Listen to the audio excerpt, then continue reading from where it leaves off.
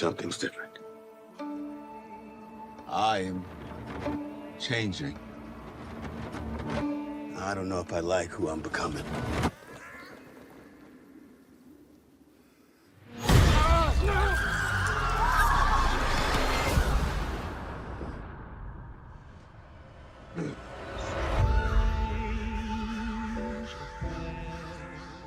Boyd, there are a lot of people wanting to know what happened down there. Mom, where's Dad? Why isn't he back yet? Tabitha, we need to talk. It means everything they showed us. It's real. I think they're doing it to make us afraid. Well, then it worked. There is something ancient here. And it's feeding off our suffering, and it doesn't stop. We're losing. We're running out of time, and we still don't know the goddamn rules. There is no way to fight back against those things. Everything we've done, every sacrifice we've made, none of us are going anywhere. You think you're some kind of hero? You're a monster.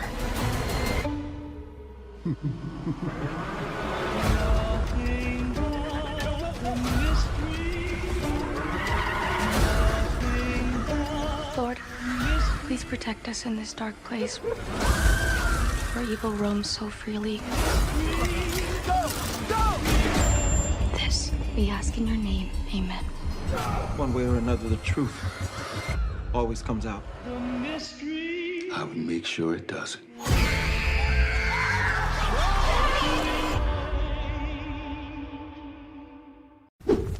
Okay, ding-dongs. If you don't subscribe to Jeremy Ice and Fire, you're gonna spend the night in the box. And welcome all to part 2 of our episode 8 breakdown and discussion. And here we are, folks. I know we didn't have a chance to do it on our usual Sunday night like we always do, but we figured instead of just missing it entirely, we would move it to Monday. So here we are, ladies and gents, part 2 of the Fromville Hour, episode 8.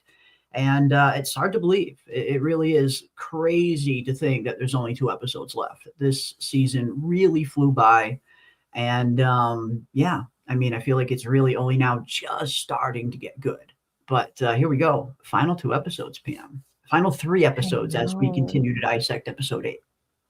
I know. I feel so sad because, I love complaining. We have been complaining about things here and there through the season. But I'm like, oh, no, nothing to complain about. In a couple of weeks, that's it. That's it for From. And then we go back into obscurity, not to see anything again for another, year? It's going to be difficult. Yeah. Definitely gonna miss that wig. I did see a lot of people in the chat. The chat was demanding wig. They are so in love with the wig that when it's missing, you notice the wig's absent. You notice the absence of the wig. You don't feel its warmth. You don't feel its presence. You don't feel its radiance. It's just not the same. From it will never be the same without the wig anymore. For sure. Exactly. That's what was missing in the episode. I would have given it a 10, but it's like, come on, let's see this wig. Somebody asked us, Jeremy, tinfoil witch hat against Julie's wig. Who's gonna win? And I was like, listen, I gotta tell you the truth. Faraway wig wins it every day. That wig is scrappy, okay? That wig is scrappy. Tinfoil witch hat runs away, okay? I'm not a fighter, I'm a lover. So I'm going to give it to the wig. I mean, the wig is formidable. The wig is very formidable. But if anything can match the wig, it's probably the tinfoil witch hat. I will say that at least. I will definitely say that. But yeah, this is... It was noticeable. It was very much noticeable. No Julie, no wig in episode 8. And hopefully we get a double dose of it in episode 9 and 10 for that matter. But yeah, the wig has, and again, I know the season has been, it's had its ups and downs for some of us. I know some people are loving the whole season, which is great. Some people aren't, which is, okay as well. It sucks, and I'm right there kind of in the middle. I feel like there's been some really good episodes and there's been some not so good episodes. But yeah, where there's a wig, where there is a way. This is very true. This is very true. Where there is a wig, there is a way. I like it. That's a slogan to live by. I love it. I love it. And somebody said, "In wig we trust." Oh my God, in wig we trust. In wig we trust. We do. Yeah, nobody likes the wig, but everybody loves the wig. Yeah. That's the thing. I'm telling you, From is a complex show, okay? Nobody likes the wig, and yet at the same time, everybody loves the wig. Everybody loves the Very wig. complex. It's very deep, very deep. And so there is something amazing, guys. If you have not joined the Discord, please go ahead and join the Discord. I'm going to try to get Terran to talk to us. Now he's in another time zone, so it's difficult for him because when we are awake, he is not awake, and the time zone is totally different. But guess what? We have something really special that he posted in our Discord. You could go ahead and read it. He has a wig theory, the faraway wig theory. He legit has a wig theory. No joke. Wig theory. Okay. Wow. Oh yeah. He connects it to Cleopatra, and that does look like Cleopatra's wig. Out of all the haircuts that she could have done, and we talked about how she could have braided her hair, she could have done a billion things with her hair to keep it out, right? She chose to do the haircut, and he has some really interesting theories and ideas and evidence that he posted on the Discord. He has a theory that the wig is on purpose, and it is a reference to Cleopatra's wig. And as soon as he said it, I'm like, yes, that looks exactly like the Cleopatra's wig. And the original Cleopatra, she did not wear her original hair. In Egypt, she was wearing wigs. So I think he's onto something. I think he might have captured the essence of the wig. Interesting. Very interesting. Yeah, the wig has become a mystery in and of itself. A character, I guess you could say literally a character in and of itself. The wig is straight up and cast on the show. It's not just an addition. It's not just Julie's hair at this point. It's its own separate entity with its own separate story arc at this point. So yeah, I guess it'll be interesting to see where it goes. Why not have some wig theories floating around out there? There's theories about everything else. Why not? But yeah, and that will be interesting. That will be interesting to hear for sure. The wig theory, the faraway wig theory. Love it. Like, where can you get that, guys? I know that you could go to any channel for all sorts of theories, but it's only the Jeremy Eisenfire channel that's going to give you the wig theory. You can't get that anywhere. Okay, you cannot come to any channel talking about the wig. This is the house that created all of the wig, fandom. We literally are fans of the wig. We created our own little group. Yes, we love From, but we love the wig more. I don't know about that, but I do. But honestly, the memes and the jokes and the comedy that has kind of come out of season 4, that has been hilarious. There has been some of the funniest memes. Every season, there's always like 1 or 2 funny memes that come out of a season. But this season, there's been just tons of them, just one after the other, after the other, after the other. From NPC Roger to Fire Mitts to the wig now. Like the season has produced some hilarious memes. And the fandom has definitely shown their creativity with those memes. That is for sure. That is for sure. I love, they have crowned you the King of From, which is a gorgeous title. Absolutely not. The King of From is not a real thing. That is not but a real the thing. chat says, okay, I'm just telling you what the chat is saying. This is what the chat, don't deny your people, Jeremy. If the chat is saying it, you have to go with what they're saying. So, but they have given you a better one. They're like, yeah, he could be the King of From, but how about House of Wig? House of the Wig. Instead of House of the Dragon. I like House of the Jeremy Wig. could be House of Wig. House of the Wig, yes. And that's actually very fitting. I mean, with House of the Dragon right around the corner, House of the Wig is perfect timing to get that to start trending. Absolutely. Absolutely. House of the Wig. Love it. But yeah, in another note, I see a lot of people in the chat talking about Doug's performance and Doug returning as the Man in Yellow, and people were very excited about that. And I must say myself, I am as well. Me personally, and I've been vocal about this throughout the season. I do very much prefer the Man in Yellow version of the character over the Sophia version of the character. I think the Man in Yellow version is just a little bit more intriguing, a little bit more interesting, a little bit more mysterious. He feels more dangerous, more unpredictable. Just everything about the character is just feels super original. So I really loved that we got the return of the OG Man in Yellow, the original kind of OG villain. And now that he has a suit back, I'm very much looking forward to seeing him kind of, slide back and forth between his Sophia form and this Man in Yellow form, which I imagine he'll probably continue to do. So yeah, it was fun to see Doug back on screen. And again, I see a lot of you in the chat that were saying the same thing, how happy you were to see Doug again. And yeah, this was a really fun episode, a really fun scene between him and Tabitha. Not just fun to see the Man in Yellow back on screen, but we actually got some interesting information during the scene as well. Some interesting answers, some fan theories that were confirmed. So yeah, it was fun to see Doug again. So I see all the love that he's getting in the chat. Awesome stuff. Again, for me, I think this is the better version of the character. Yeah, and I mean, I like both versions. I do like both versions, but when Doug shows up, I find it really interesting because then if I see Doug next to Sophia, then what Sophia is acting like makes a lot of sense. It shows me he's more himself when he is in the yellow suit. This is probably more to his personality. Yeah. So then if you contrast that to what Sophia is doing, you could see, oh, he's really acting because this is who he is. He's a kooky, loony, wiggy toon.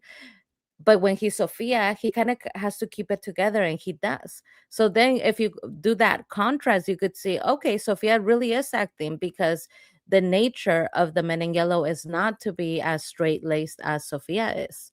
Mm-hmm. Now, one thing that I found, we'll get into this, right? Because we have the trailer. That's why I wanted to do a show on Monday, because not only do we have the episode, but now we get to talk about the trailer too and what's coming up next. I love that you have this on screen. I rewatched, and this entity is very interesting, okay? Sophia goes over to the Matthews house. She sees that Ethan has been coloring. These little drawings, those are Ethan's drawings. Those are not Victor's drawings. Yeah. We see Sophia pick them up from the floor, and she takes them. Yeah. She takes them here, and she tapes them. You can see the tape on it. Mm-hmm. So I found it really interesting that it is this magical sort of being that can transform from a 15-year-old girl to a dirty old man.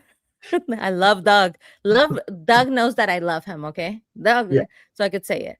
He gave me permission. So he could transform, and yet he can't just manifest the drawings. He had to pick them up himself, and I had fun thinking... physically bring them. I had fun thinking, oh, before she shows up, he's like taping them, where do I want this one? Okay, this one should go here, and then one should go there, and then I'll push her against here, and the drawings will be there. Okay, perfect. Now that the stage is set, let me give her a call so that she could get over here. I don't know if you missed that, but I did the first time that I watched it. No, I saw, yeah.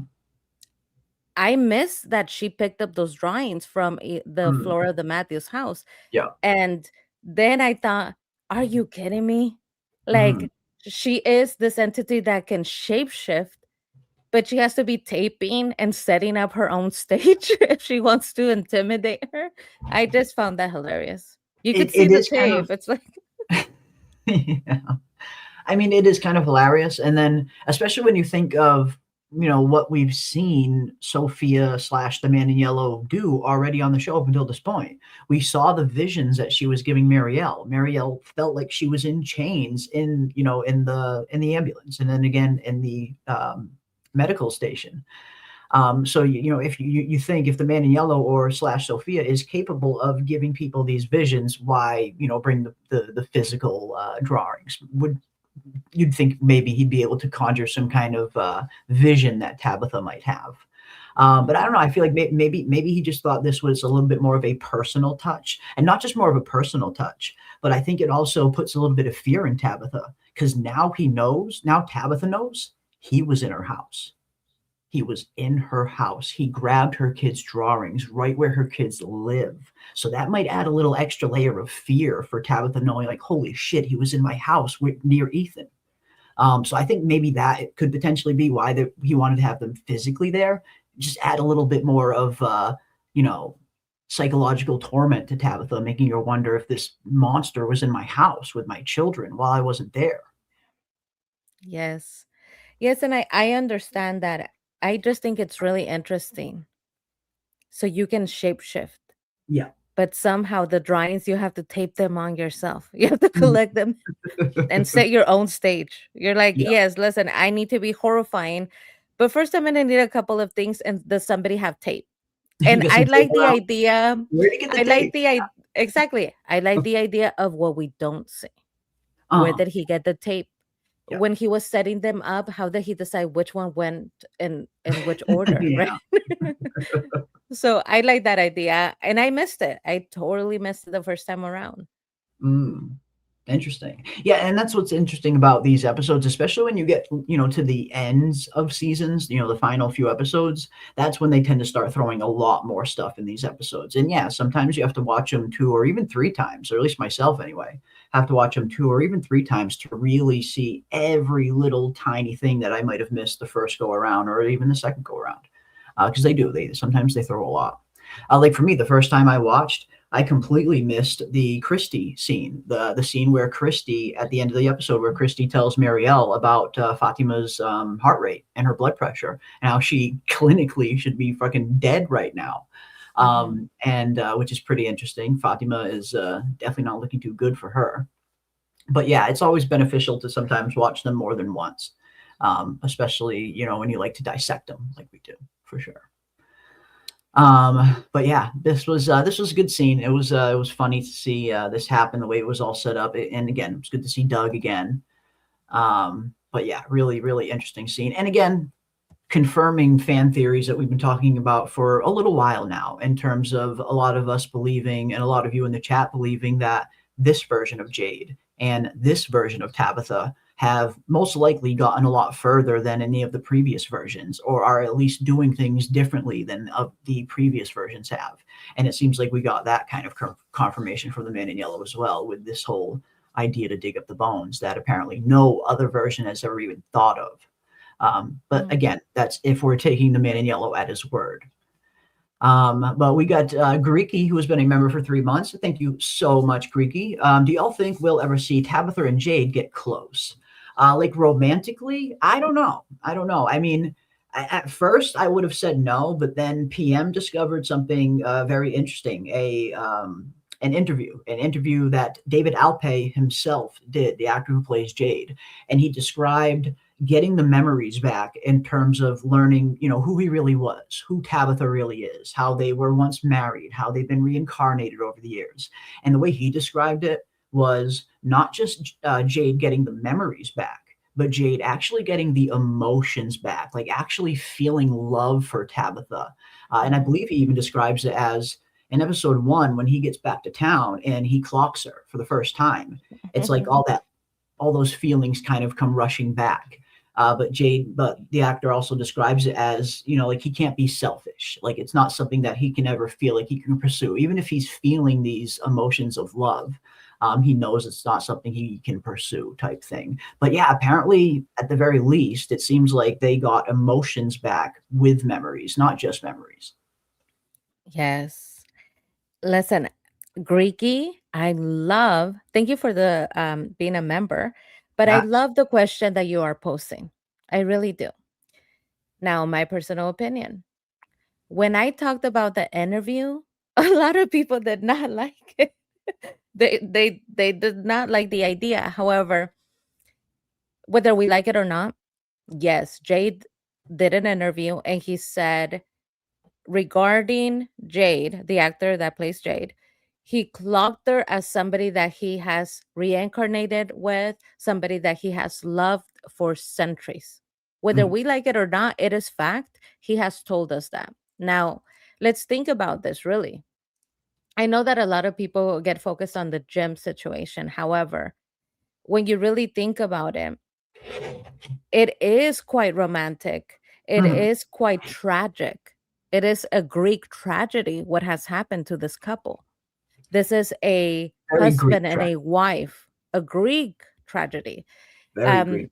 Yeah. a husband and a wife that defied the odds of the time. Like I said before, historically, back in those times, if this is ancient and we are going centuries back, child sacrifice was very much the norm, and you didn't go against the community. But this is a couple, a mother and father, and I believe they had two children, the boy in white and the little girl, Mhm. who defied everybody in the community. They defied the odds and they refused to give their child up. And they loved each other and they loved that child so much that they have been reincarnating, trying to save her soul. How much do you have to love someone to reincarnate and save their soul and make that bargain? Because I do believe that they made that bargain, just like the monsters made the bargain to become monsters and have eternal life. I believe that Jade and Tabitha, instead of asking for eternal life, they said, I want the opportunity to save my child. And the man in yellow, we know that he's cheeky. He likes games. So he would have been enticed by the idea. He probably would have given it to them. Like, actually, I like this game. I'm going to give you a reincarnation. I'm going to likes give his them game. immortality. He likes this game. He Yeah. said it many times.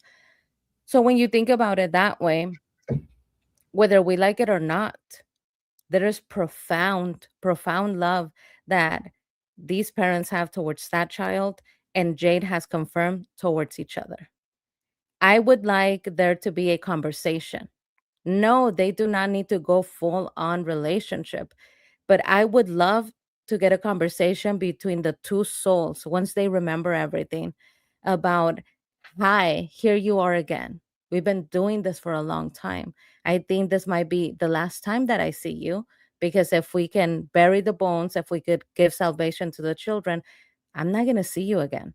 I mean, come on, that would be amazing. That would be such a Greek tragedy. And you have to say goodbye to the soul that has been reincarnating with you for centuries. If you win, that is goodbye. So I do like that idea, Greeky. But that's just me. I'm on the camp that I want there to be a conversation. Yeah. No, at the very least, they need to acknowledge it at some point and at least have some kind of conversation about it, even if it doesn't happen until the very end when they succeed and this is all over. At some point, it's something they need to, confront. But yeah, thank you so much, Greeky, for again being a member for 3 months. Very much appreciate it. And yeah, hopefully that satisfies your answer, because that is an interesting thing. Because again, even I myself would have thought, no way, no chance ever. But then again, you see that interview from the actor David Alpoy, and you see that the actors themselves, they're playing the part, they're approaching the part as though they feel these emotions for each other at the very least. So yeah, it does paint it in a little bit of a different light, I guess, if nothing else. But yeah, thank you so much for the member chat. Very much appreciate it. And I owe you a whoa.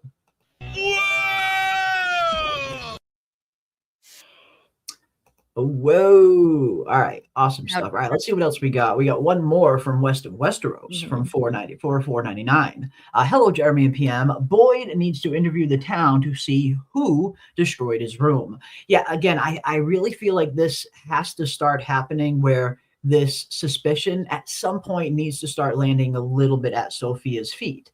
I mean, at some point, Boyd is a very smart person. He has to start noticing that a lot of things started going very weird as soon as this Sophia person arrived. And I have to imagine that at some point, he at least must think, if we're under attack from this new threat, then what better way to get close to us? What better way to kind of find out what we're doing than to have, someone in the town, like a teenage girl, someone that we would be so unsuspecting of, someone that we would never suspect in the first place. Like, again, Boyd's a very smart person. I have to imagine at some point he's going to start to put 2 and 2 together.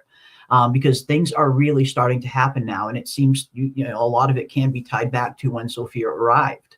So yeah, I would love to see something happen where Boyd starts doing kind of process of elimination in terms of trying to find out who was where in the town when this happened, and maybe he can narrow it down that way, and maybe even get Acosta to help with the investigation. Yes, yes. And West of Westeros, thank you for pointing that out. I was watching out for that because I thought, listen, you don't go through his stuff, okay? You don't go through the sheriff stuff, okay? Let's remember this. We have proof of what happens when you go through Boyd's stuff in the sheriff station. Acosta, I keep remembering Acosta, and I keep contrasting how Acosta was treated as to how Sophia is being treated, or this person that keeps going through his drawers. When Acosta was going through his drawers to get her stuff back, do you remember that? He flipped out. He flipped out, and there was hell to pay.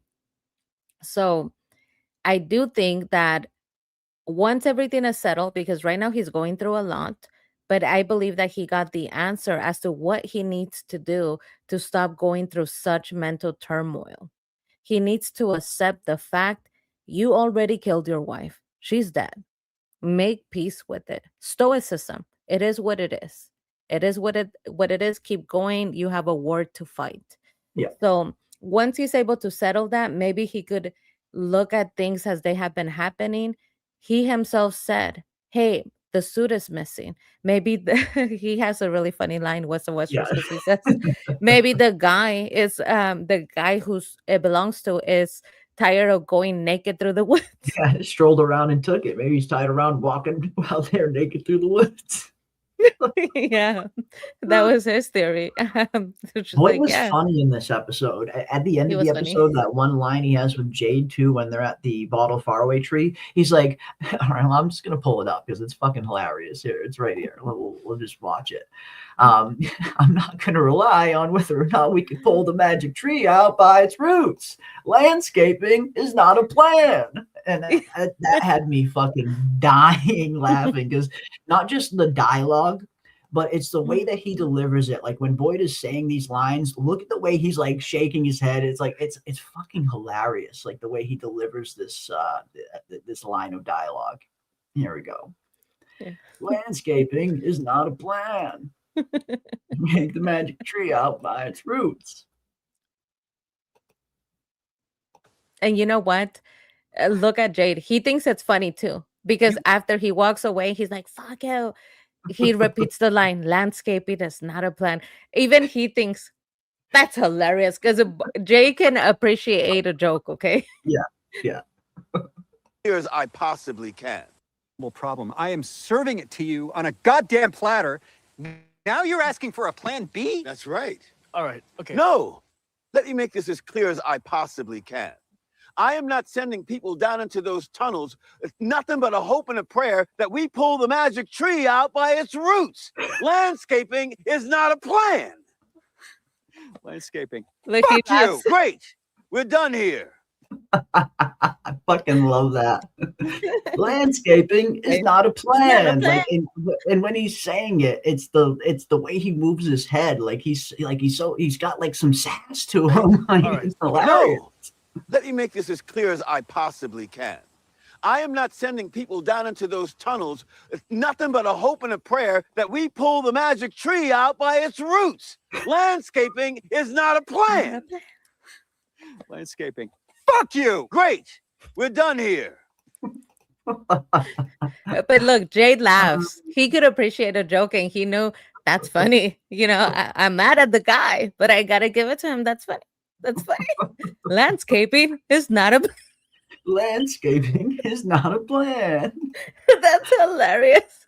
I fucking love it.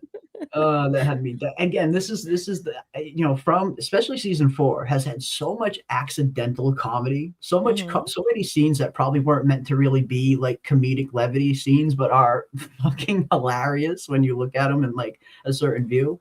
Landscaping is not a plan. That was good. That I don't know. That one got me. That one fucking got But me. talking about this episode, like in all seriousness, leaving the jokes aside, I really like what Melly B is saying here. Jade is looking for daddy's approval. Yeah, Yes, in a way, sure. if you think about it, Jade could just do whatever he wanted. He doesn't have to consult Boyd. He could talk to people himself. He Yeah. could organize people. He is used to this. He ran a company. He knows how to network. But he does go to Boyd, and he Yeah. will not do it unless Boyd signs off on it. Mhm. Now, I had this idea, guys.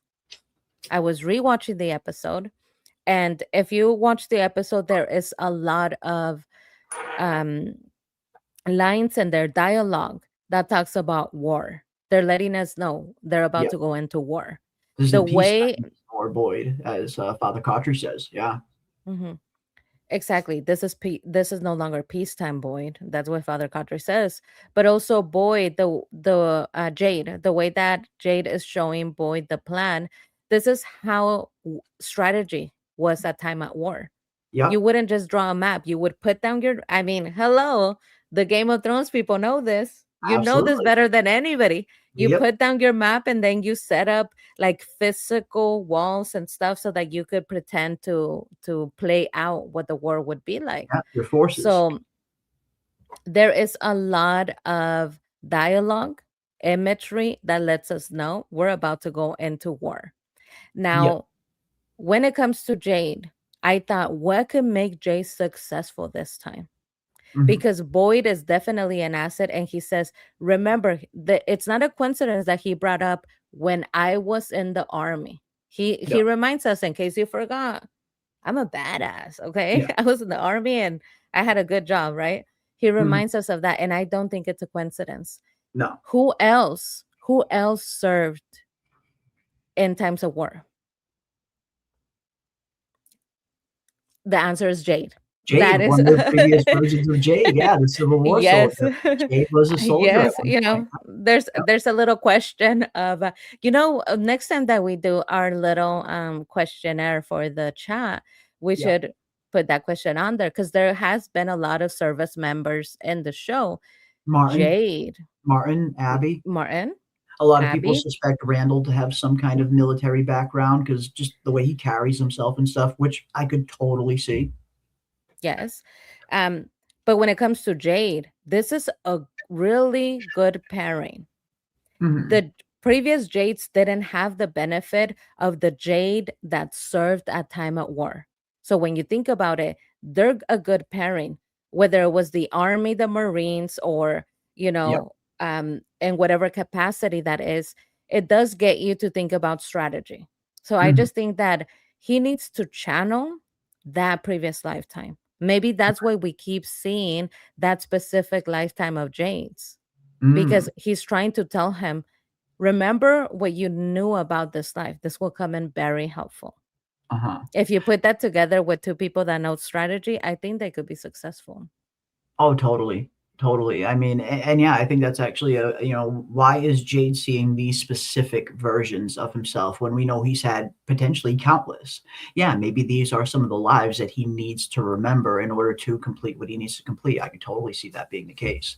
And yeah, and not only that, we're talking a little about heading from peacetime into wartime, and I feel like Jade himself is already in that state of mind. Jade seems to be the only one, even though Jade's never been to war, this Jade, like you said, maybe that part of him is in there deep down, buried in his subconscious, because it seems like Jade is very much willing to make the hard choices. Jade is willing to sacrifice people's lives. He knows that this is going to be a very dangerous undertaking. He knows that not everybody's going to make it out alive, and he's willing to go forward with that anyway. So I think, yeah, there's a part of Jade that's already starting to kind of commit himself to that wartime way of thinking where he's ready and willing to sacrifice soldiers if he has to in order to complete the mission. So I feel like, and again, we get that line from him at the end of the episode. Maybe that's the reason nobody's ever gotten out of here, because no one's ever been willing to make the hard choices. And maybe that is one of the many reasons why this cycle seems to be different from all the other cycles. Maybe this Jade, this Tabitha, happened to have the perfect right amount, the perfect right collection of people that they need in order to do this, like having a Boyd. I have to imagine the previous cycles probably didn't have a fucking Boyd. I have to imagine they probably didn't, not as good anyway. So yeah, maybe this is just that cycle that finally has the right mix of people that can finally kind of take that next step. And yeah, it starts with Jade and Tabitha remembering the previous lives that they had that they'll need to utilize, at least the information from those lives. Like Jade remembering that he was a freaking soldier. Yes, exactly. See, I think that the writers have to think, when you're writing a story, you have to think about the loopholes or the questions that your audience is going to demand of you. And one of the questions is, you're telling me that they have been doing this for centuries, but suddenly they're special. What makes them special? And I think that could be a way of answering that question. What makes Jade special is that he has the benefit of the information of when he served. It is not a coincidence that he specifically was a Civil War soldier, and that Boyd also brings up his experience in the army. What they're saying is, we are going into war, but these two can be successful because they know strategy. They just have to channel it in the right way. Otherwise, we're going to think, how come the other ones couldn't do it, right? But when I remember that, I was like, why is he building a 3D model? Because Boyd has a good question. Why a 3D model? I think that there's remnants, just like him playing the violin and knowing that song, there's remnants that carry out. So he was probably building a 3D model, and he finds it easier to think in that manner because this comes from that reincarnation of when he used to serve in time of war. Yeah, no, I totally see that being the case, where even if he hasn't remembered every single thing from that life, that he's naturally just kind of developing skills from that life subconsciously, like you just mentioned, the model, the perfect example of. I could totally see that being the case. And again, maybe that's also why he isn't afraid of having this mindset where he's not afraid to sacrifice people's lives, because he knows deep down that is what it's going to take to ultimately do this. I think Jade, his mind is at a very interesting place. I feel like he's willing to kind of take that step. But we also hear Kenny kind of say something interesting to him as well. He's like, yes, you're willing to take that step, but are you also willing to be one of the ones that goes down there in that cave? And, Jade, of course, didn't answer. And of course, you hate to say it, but Jade is kind of important, with the knowledge that is inside of his head, the knowledge that's inside Tabitha's head. Jade and Tabitha are maybe a little too important to risk having them go down there in those caves. Like, if something happens to them, everything's over. That's it. It's done. So while that might not be something the town might like, some people are more valuable than others. It just is that simple. And I think that could potentially be one of the things that also starts to create the rift between the town and Jade and Tabitha, when that starts to come to light and the town starts to think, oh, wow, what makes them better than us type thing. That can definitely create some strife. I feel like they're totally priming the story to kind of head into all of these directions that they've kind of set up. And I do think this will ultimately happen. I think this is the best way to combat that. At least if I was Jade and I was thinking ahead, I would at least have that thought, like, shit, I don't want the whole town to think that, I'm just more important than them. Maybe the best way for Jade to prove himself to the town is to just go down in the caves with them. Yeah. So I would love to see him do that. Oh, that is a very interesting question, Mr. Jeremy Eisenfire. Chat, I want to know from you. If you were Jade, do you go down into the caves, or do you stay up and work strategy? Do you go to the caves or not? So Jeremy says if he was Jade, he would go down into the caves, right? Oh, I don't know. You just said you would. Well, you just said you would. Jade, Yeah, I think I would. I think, I mean, knowing the knowledge that I have in my head, like, again, Jade has this foregone knowledge. He knows where his story is going. He knows that at some point this town is going to turn against him. So having that kind of foregone knowledge, yes, I would try to kind of prove myself and go down to the caves along with the team. Okay. What about you? See, I would not go. Mhm. I would Okay. not go, but I wouldn't go and say, "Hey, ding dongs," like the way he used to treat them when they were working on projects. Yeah, Remember when they yeah. worked on his last project, he was screaming at them and he's like, "I'm going to put you in the box if you don't do what I need for the project, you ding dongs." Mhm, So I wouldn't treat them in that manner. And this is what I would appeal. If I was Jade, I would not go down there. I mhm, would stay up there and I would be the person yanking the tree and making sure that they get out. mhm. Now, this is just me. That doesn't mean that the show's probably gonna have him go down there, just for the drama of it all. Be But mine. I'm thinking strategy, okay? If Yeah. I was Jade, I have my 300 moment. I gather the town. I don't say I'm more valuable than you. I just say you are valuable. In fact, not only are you valuable, but you are so special that you could save the world. Remember the trolley problem. Remember the trolley problem. If Oh, you no. sacrifice your life No, you tonight, didn't. nobody else would ever have to go through what you're No, going you through or did what not. I'm going through. In fact, you are the warriors and the survivors and the people that we owe You're the tip of the everything to. spear. Who is willing to, right? You do that. You come on, he's a leader. He knows how to work the crowd, he knows how to work Mhm. people. And that is how you get, we're thinking about war. Yeah. How do you think that all of the great warriors, Alexander the Great, other warriors, Cleopatra, how do you think that they entice people to fight for them and to die for them? You entice people by giving them a place of importance, by making them heroes and Yeah. warriors. And that's what he needs to do. You don't tell him, ding dongs, go down there. You're Hey, like, big no, we owe our life to you. Who is willing to sacrifice? You will sacrifice for the world. Do you not Mhm. want to do that?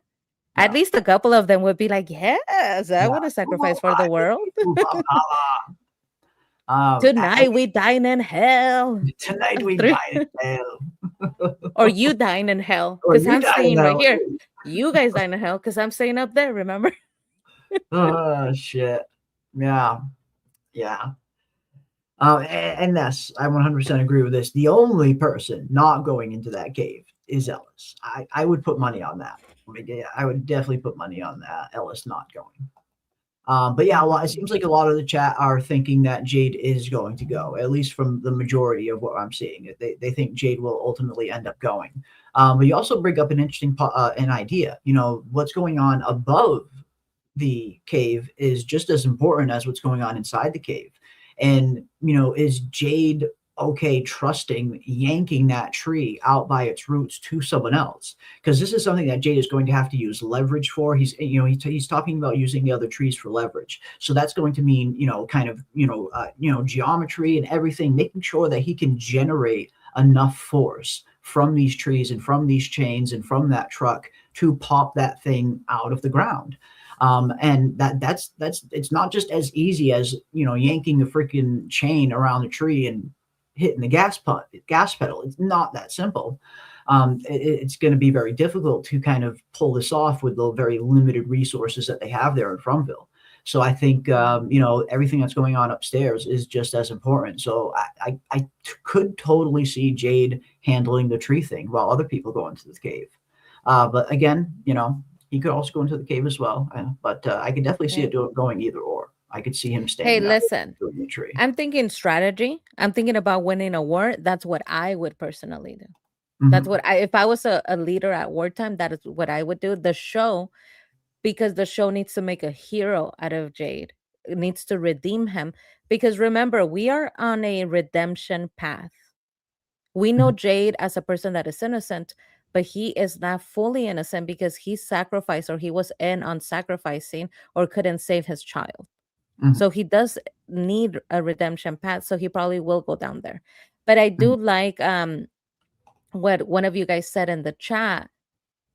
The little boy in blue showed him the way. I Yeah. do not think that it is a coincidence that the he little showed boy him in that blue went down into the caves and kind of showed him where to go. If you pay attention, the if little he boy in wasn't blue kind of told him, you go yeah, through this door and then you turn here and you turn there. yeah, The little boy in blue is trying to tell him, this is something you must do. yeah, This is where it is, and it is you. You have to go down there. yeah. So I agree with you. Little boy in blue already told him, I'm Mhm. not giving you this vision. I otherwise would have just given you the information. I took you on the path and I showed you how to get there because you have to go. Because it has to be you that goes. And I think that makes sense. And I think it lines up just with what the boy in white tried to tell Christopher. You need to be the one to go to the tower. You need to be the one to go save the children. And Christopher wouldn't do it. You know, he didn't believe the boy in white. So yeah, if the boy in blue is showing us to Jade, that makes total sense. That is something that he kind of is maybe meant to do. And I think, you know, that would also set up pretty well with that line we got from Kenny, with Kenny kind of calling Jade out in that moment. Almost like, okay, now Jade is thinking about it. It's in his mind now. So Jade has had time to stew on it. And I do think, yeah, maybe he will ultimately come to that decision where he'll go down. You know, he can always set everything up here, leave it to someone else, and then just go down to the caves. That's possible. But yeah, I like the idea of like what you guys said and like what the chat said in terms of the little boy in blue specifically showing him the cave and the direction. That does kind of lean a little bit more into you are meant to do this. Yes. Now, Jeremy, Mhm. Gorgeous Kenzie here has a really interesting question for you. And I'm wondering what you think about this because I haven't put it together.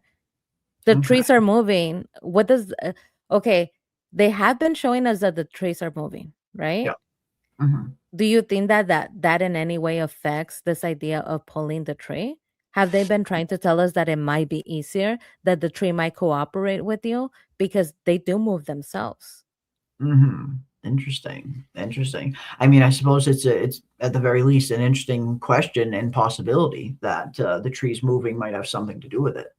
I don't know. For me, I definitely tend to be a little more on the side of removing this tree by its roots is going to have a devastating effect, and I mean devastating effect on Fromville. I don't think removing this tree is going to be a very good idea. I think even if it does, you know, grant them that second exit that they need momentarily, in the long run, there is going to be a huge consequence, I think, to pulling this tree out of the ground if they even do it. But that's just where my theory kind of goes. I think that this is going to cause a lot of harm if they pull this tree out. This magical bottle tree, yanking it out by the roots. I get the worst feeling about it. I don't know why. I have a feeling this is going to unleash hell. Yeah, I don't know. But I also like your idea. I also like one of your theories in terms of them Jade successfully pulling the tree out by its roots. And we specifically hear Jade talk about the service road that's about 100 yards out and how they could potentially drag the tree out to the road. And this essentially, you know, being a symbolic representation or the very actual representation of the tree that has fallen over on the road, the tree that everyone sees before they get stuck in Fromville. So I thought that was very interesting how the road is so close and they're pulling it over, like you mentioned. But yeah. You know, I had that little tinfoil witch hat idea. My tinfoil witch hat idea was if they janked the tree. They have been telling us the answer is in the first episode. Yeah. And I rewatched the first episode a billion times and I couldn't find anything. So when they started talking about the tree, I thought, oh my God, are they brilliant? Is the writer absolutely brilliant? The first thing that everybody sees is a tree. But what is equal, all the trees are different. What is equal in every single tree? The roots. It has been uprooted. It's not cut down. It's not cut with, you know, like a saw. It is uprooted. You could see the roots on the tree. So I thought that would be so brilliant if they had been showing you the answer is to pull the tree. Pull the tree. We're telling you, look, there's an uprooted tree, and then you can go back. Or it could be positive or negative. Let's say that if you take it in a positive manner, it could be the answer is to pull the tree. Look, dummy, like the tree is on the road, and then you didn't get to go home. We're trying to tell you to pull the tree. Or if you want to be ominous, the children could be telling you, do not pull the tree Because as soon as you see the tree, bad things happen. Mm. Don't do it. Do not do this. This is a bad omen. Don't pull my tree out of the ground. So it could go either way if you think about it. Yeah. Definitely, yeah. It's definitely one of those things where it could easily go either way. It could be the thing that ultimately helps save them, or the thing that helps doom them if they're not careful. Exactly. And that's an interesting kind of proposition just in and of itself, and I can't wait to see which one it ends up being. But we have West of Westeros for $4.99. Man in Yellow. Oh, you don't remember that yet? To Tabitha. What doesn't she remember? I need to know. Yeah, there's a lot of interesting theories swirling around on this. I have a few that will be in my episode 8 breakdown video that is coming out tomorrow. But I don't know. I mean, I feel like there's so many ways that this could go in terms of what is the kind of deeper connection that the Man in Yellow has with Tabitha, not just with Tabitha, but with all of the previous iterations. And of course, you naturally think what the Man in Yellow has in common with the original Tabitha, the very first Tabitha that started all of this off. How exactly did these characters interact? Was the Man in Yellow really the one who brought the deal to the parents? Is that what the Man in Yellow is referring to when he says, oh, you don't remember me yet? Maybe that's what he means. But I don't know. I think there's a lot of interesting theories out there. But yeah, what about you, PM? What do you think about the Man in Yellow and Tabitha? Well, West of Westeros, thank you so much. And Big City, Big Hick, and a couple of you. I'm actually super surprised every time I talk to you guys. It's interesting to get your point of view, because I didn't read this in, Jeremy. But a couple of people in the chat are saying that they felt some tension in between them. I didn't get that. But that they felt some, I think it was the hand kissing that maybe made them think. I picked up on it. Yeah, myself. Oh, you did? You felt some tension? Not the tension, but, you know, the way that he kind of, you know, the way that he grabs her hand and kind of kisses it at first. I see what people are noticing at the very least. Okay, because I didn't see it that way. I didn't see it that way, but West of Westeros, that could be a possible answer to your question. That part of you haven't remembered that yet is that there is an involvement, an emotional involvement there. Some people seem to believe that because of the hand kiss. This is the way that I read it. I do not believe that. I think that when no, that mine will be in my episode 8 breakdown tomorrow. I don't want to reveal it here, I guess. Don't spoil it. Don't spoil it. No, Jeremy. not spoiling it. My personal opinion, the way that I read it was, this is an ancient entity. And he said, you are the closest thing that I have to a friend. And he kisses her hand because he is contemplating this might be the end of it all. And so he has this gentle way about him. Yes, he's brutal. He'll slash your throat, but he's a complex being. He has a gentle side about him that he kisses her hand as a goodbye. Like, next time we see each other, it might be the end. Right? And I'm going to eat your liver. So I'm not going to be as nice as now. It is like when you say goodbye to a friend. Like, we have been doing this a long time. My lady. It almost felt like that. Like, we've been doing this a long time, my lady. And it might be goodbye. And so he kisses her hand as you have been engaging in a game of chess with somebody that has proved to be a competition that you have enjoyed. And the game of chess is about to end. So what do you say? Thank you so much, my lady. This has been amazing, and I might not see you anymore. Next time we see you, it might actually be the end. You give her a little kiss on the hand. My lady, that's the way that I took it, like a very respectful. That's why I said, ooh, he's a gentleman. Okay. I didn't feel that tension. Yeah. No, I didn't feel like tension, but definitely noticed the hand kiss is all. Yeah, no, that's very interesting. Very interesting indeed. And West of Westeros, again, for another $4.99 says maybe Tabitha cheated on Jade with the Man in Yellow to start the sacrifice to have eternal life. Very interesting, very grim. But who knows? I suppose who knows what really happened during that original timeline. There's so much about it that we don't know. What the original Jade did, what the original Tabitha did, how the Man in Yellow is even connected. Is the Man in Yellow even the one who brought them this deal in the first place? There's just still so much we don't know. But yeah, I did think there was a very interesting line where the Man in Yellow kind of says to Tabitha, "Kill you? Heavens no! I'm not going to kill you. You're the closest thing to a friend I've ever had." I thought that was very interesting. I thought that was very interesting. Very specific dialogue that he used. But yeah, I don't know. I think it'll be fun to see what this deeper connection is going to be, and I will definitely have some tinfoily ideas in my episode 8 breakdown. You're gonna wig out with those ideas, Jeremy. You're wigging out. Wig I out. like it. I Yeah. love when you get tinfoil. Can't wait for that video. But maybe Tabitha cheated on Jade. Yeah, you you think know, it's a possibility? I don't know. Who knows? just just the way that I read it, Mhm. I don't believe that. And the Yeah. reason why I don't believe that is because Tabitha says something really important about Jim. She says to Julie, "Your dad has been the love of my life."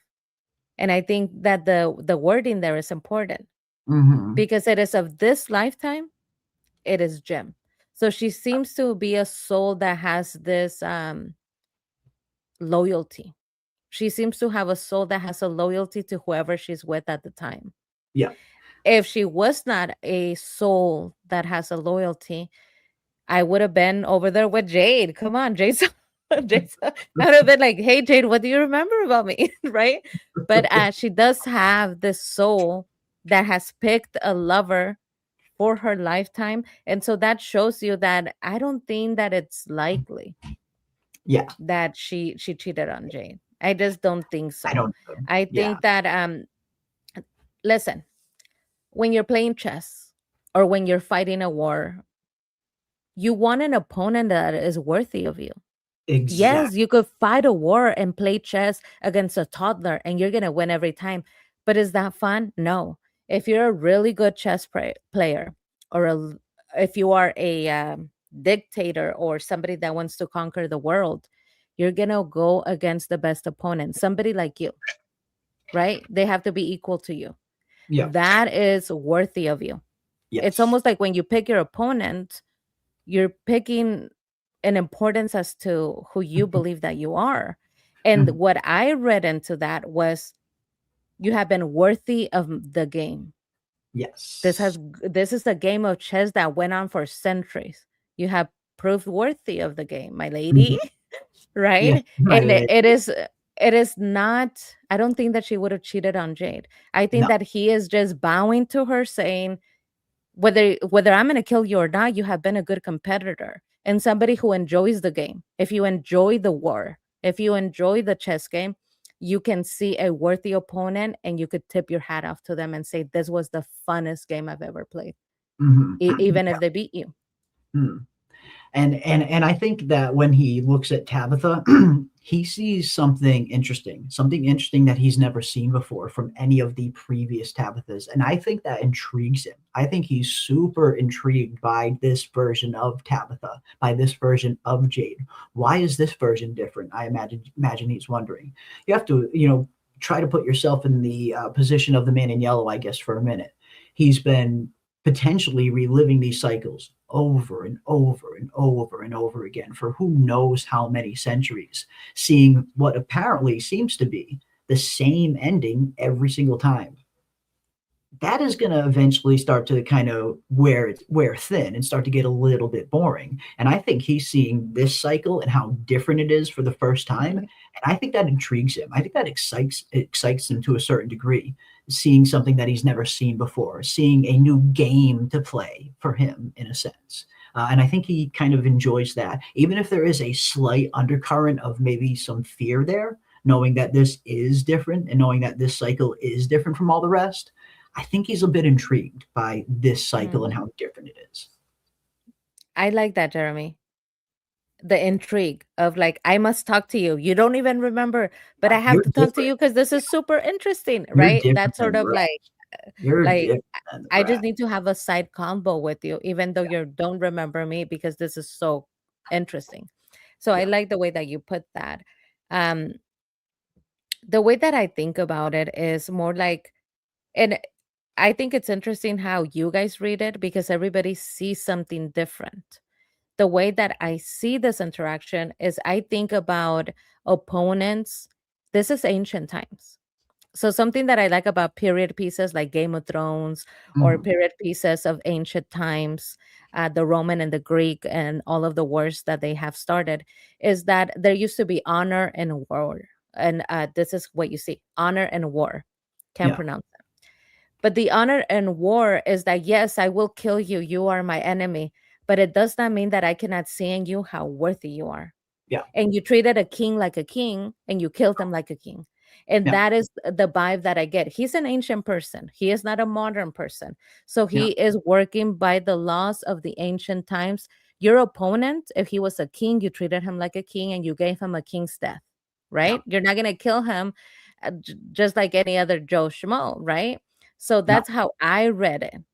Even A to a worthy king, you opponent. bow and then you bow to him and then you slaughter him, Yeah. right? So that's the way that I read it. So it didn't seem super weird to me that he kissed her hand because, Yeah. yeah, back in the day, you would have kissed her hand and then chopped off her head at the guillotine, you know? So, but I guess I really like what Melly is saying here, though, Jeremy. You guys crack me up Mhm. because Melly is like, let's think outside the Oof. box. We're thinking maybe Yeah. maybe Tabitha cheated on Jade with Men in Yellow, but she's Ye thinking outside the box. And Melly says maybe Tabitha cheated on Men in Yellow with Jade. Mm. Maybe it's the other way around. Yeah, the other way around. Jeez, yeah. Yeah, who knows? Who knows what the hell went on here? Who knows? I love that Uh, you guys love drama. That's what I do oh, love, that yeah. they don't put a lot of like relationship stuff in From, Yeah. but the family will make couples here and there and will start the relationship drama Oh, to the yeah. point where now they're a couple. Mhm. It's Yeah. so funny. Yeah, it's again, he seems intrigued. I don't know about what their past is, marital or otherwise. I tend to think it's probably not that, just personally. I tend to think whatever their original origin story is going to be a little bit different. But yeah, I mean, it seems like the Man in Yellow seems a little bit intrigued with this version of this kind of cycle. If he's seeing things that none of the previous ones have done. Like again, like for for going down and attempting to get the bones, we at least do have evidence that none of the previous cycles have ever done that because the bones are down there. We've seen the bones that are still down there, so they haven't been removed. So it doesn't seem like anybody has attempted this before, maybe. So yeah, I think he's a little intrigued with seeing that this cycle is a little bit different. And again, there's a reason why John Griffin set his story during this cycle, because this is going to be the cycle that breaks it. We know they're going to end up breaking it. It's really just a matter of how they're going to do it, I think, at this point. So I think that's when we see this collection of group, we see this Jade, we see this Tabitha, and we see the assets that they have during this cycle, like a Boyd, like a Victor, like an Ethan, and Randall, every asset that they could potentially use. It seems like maybe they just finally have the right collection of people that they finally need to actually do this, where all of the previous cycles didn't have the right collection of people. And again, they got a Boyd fucking Stevens, and I think that's a big reason as to why this cycle is a little bit different than the rest, because I think Boyd gives them a huge edge up, and he'll most likely be vital to whatever the end game is probably going to be. But yeah, no, I'm looking forward to seeing what the true origin is. What is the true reveal here between the Man in Yellow and Tabitha? What is their real origin? Again, here we are. We got 2 episodes left in season 4, then only 1 season left after that, season 5. Then the show is over. And we still haven't really seen the original timeline yet. The original settlers, the original Jade. We don't even know what the original Jade and the original Tabitha even look like yet. So that is one thing that I am hoping that we might get a glimpse of before this season ends. Show us a flashback to the original settlers. Show us a flashback to the original Jade, the original Tabitha. At least show us what they looked like heading into season 5. At least I really hope we get that flashback. It's not just continued kind of exposition where we just get answers through, spoon-fed to us. I want to actually see it. For me, one of the best things about storytelling, one of the best rules about storytelling is show the audience. Don't tell the audience. And that is the best way to do that. Actually show us, actually take us there. Don't just tell us through exposition.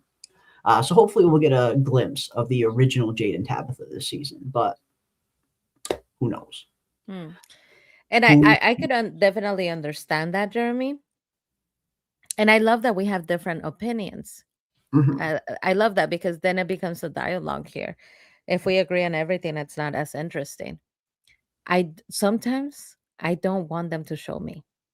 Really? Sometimes, yes. Really? Well, listen, I like a Shakespearean dialogue. I like a Macbeth dialogue. I like a monologue of sorts where you don't see anything but the person that went through the experience, but they tell you the experience with words, because I like words. I like hearing it. Maybe I'm not a visual person, but I like the words that they choose to describe certain things. For example, when Victor described what his life was like and from, they could have done a flashback, but the monologue that he delivered, I used to talk to the boxes at first. But then, I talked to my mother and Eloise, and then they started talking to me back. That was devastating, dude. That was like, It was. If it didn't have words and it just had him talking, it would have been interesting. But sometimes I like a monologue. Sometimes I like the character to do this Shakespearean thing where he takes you through his memory and you don't see anything, but you get to focus very clearly on what he's saying. And the way that he described it, I went from laughing at the teddy bears to like, I was devastated, dude. The way that he says, eventually they started talking back to me. I was like, oh my God. Yeah. So sad. And I love the character development we got for Victor in this episode. We finally got like a real good look and insight as to why he's so traumatized, the things that he really did have to go through. And for me, I feel one of the things that actually made that scene hit so well was actually the visuals. For me, it was actually seeing this doll, seeing these two dolls that he made that represent his mom and his sister, like seeing that, just visualizing him talking to these things and pretending it's his mom and his sister. That's super sad to see a 10-year-old boy have to go through something like this.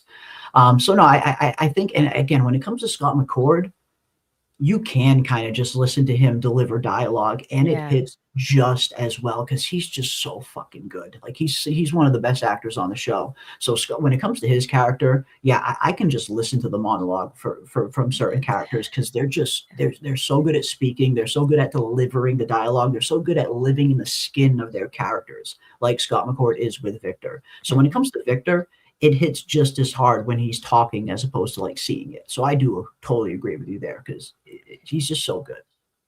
I mean, he's amazing. He is amazing. But I think all in all, to close that chapter of it, it goes to what Lily is saying, Jeremy. Yeah. It depends on the execution. Absolutely. Both are great. Both are great. And I have to agree 100% with Lily here. You are 100% correct. I want to see some things. I want those flashes, those memories to be able to be something that I see that devastates me. Yeah. And sometimes I want to hear it. Yeah. It all is great. It depends on the person. For example, yes, I love the Victor monologue, but it wouldn't hit if Tabitha was giving you a monologue. No. Well, you would just be like, what the hell? Well, it didn't. I mean, we got that monologue from Tabitha not long after when she's finally coming to this kind of realization that I wasn't just sent here to save the children. I was sent here to save you as well, Victor. Like you hear Tabitha delivering that monologue and it doesn't hit nearly as much as Scott McCord describing what he went through, what young Victor went through. So I think it very much has something to do with the execution of it and which actor can deliver a monologue like that believably. That's a great point, actually. In the same scene, you get a beautiful monologue where you're devastated. And then she's supposed to have an equally powerful. I love the actress. Okay, no shade, no shade. Okay, love this woman, love the actress. Yeah. If you hate Tabitha, listen. If you hate Tabitha right now and you can't stand her, that is because she's brilliant and she's doing her job. You're not supposed to like her right now. You are not supposed to like. They have written her on purpose as this character, a mother that you're supposed to feel this coldness from, because Yeah. they're very good at writing other characters. They don't make that sort of mistake. So if you don't like her, it is because she's doing her job very well.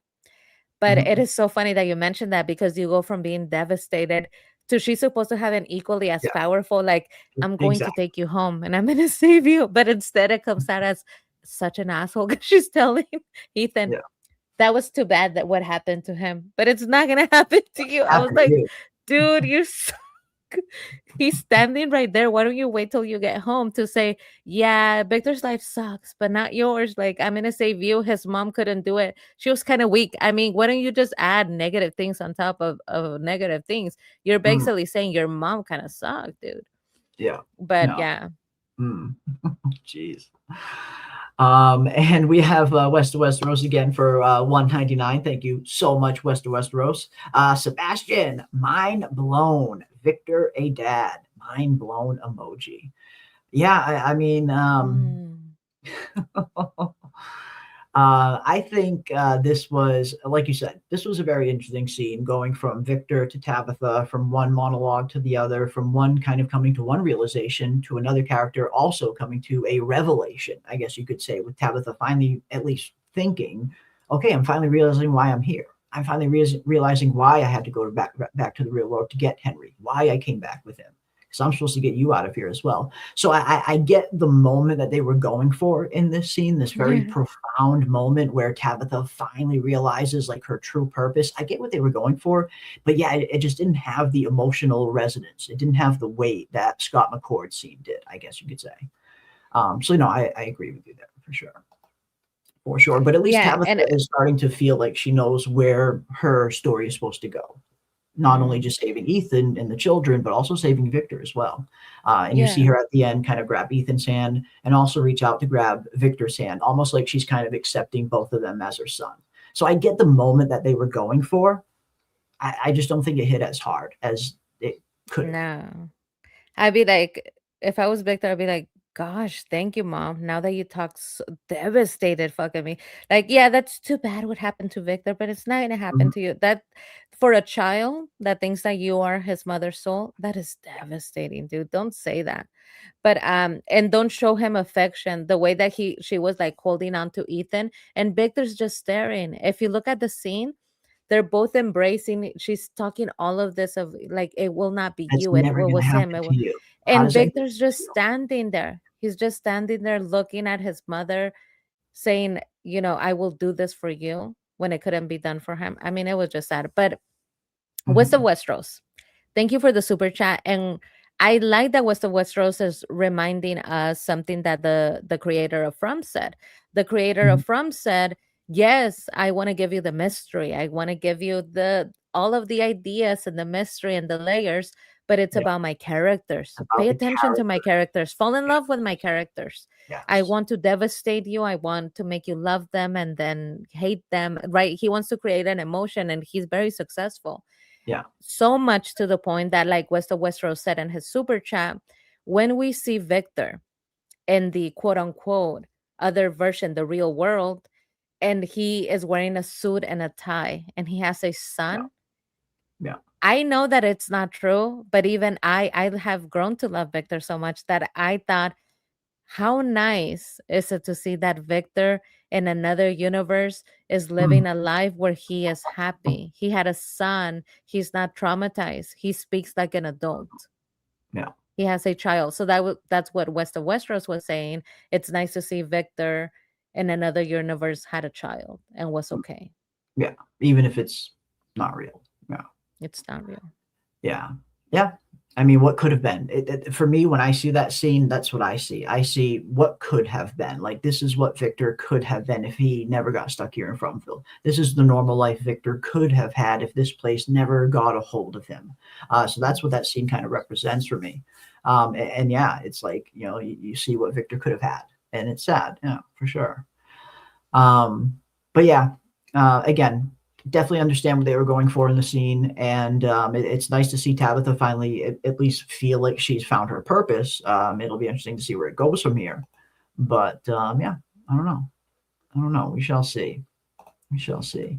What's Victor going to do if he gets out? Go back to Camden and work his Stop and Shop? And that is a very good point. I mean, Victor has been shaped by this place. He's been molded by this place for, the better part of 40 plus decades. I always like the scene that we get between Ethan and Victor in, I believe it's season 2, when they're in the diner, and Ethan is telling Victor about the internet for the first time, and Victor's like kind of blown away. He's like, "No way, that's not real," because that Victor has been in here for so long. He has no idea what the internet is. He has no idea what the modern world looks like nowadays.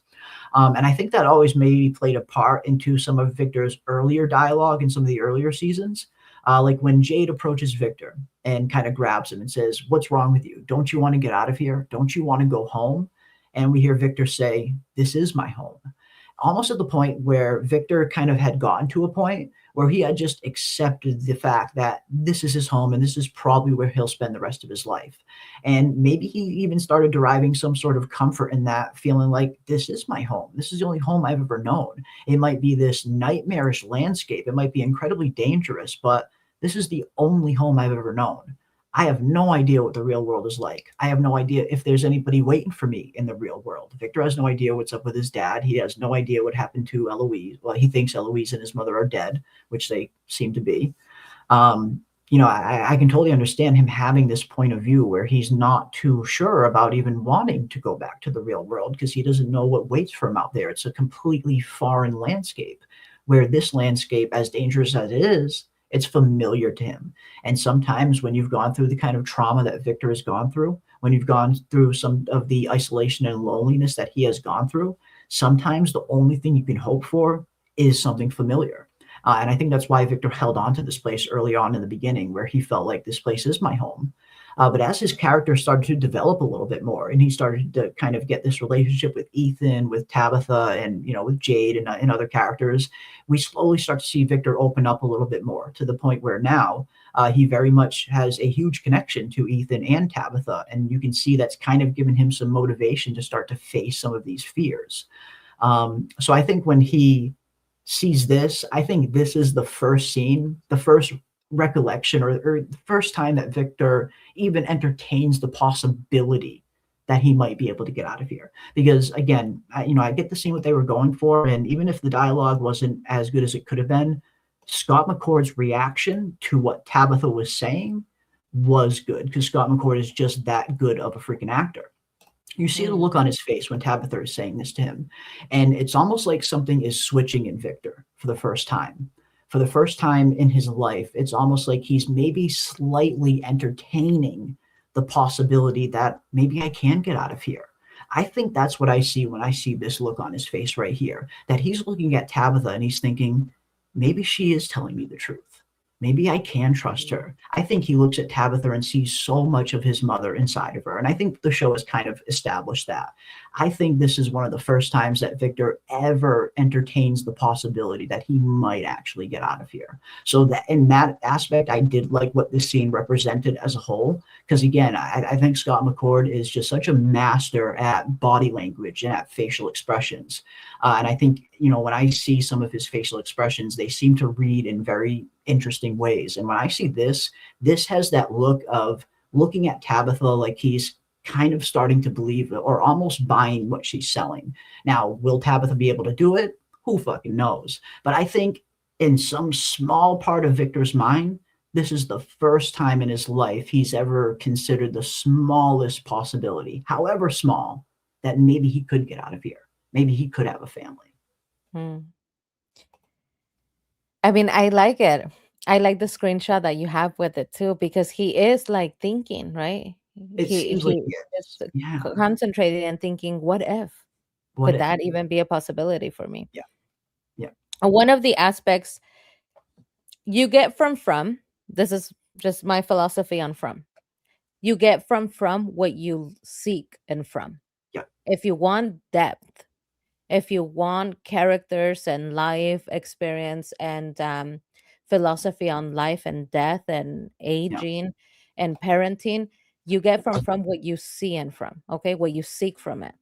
Now, Victor's story, I think it's very deep because we could connect it to what all of us will live at some point in time. Victor, when he met his father, he was concerned about how old he was. He tried Exactly. to fix himself as much as he could, and he couldn't face him because he was realizing, I am old now. My life has gone by.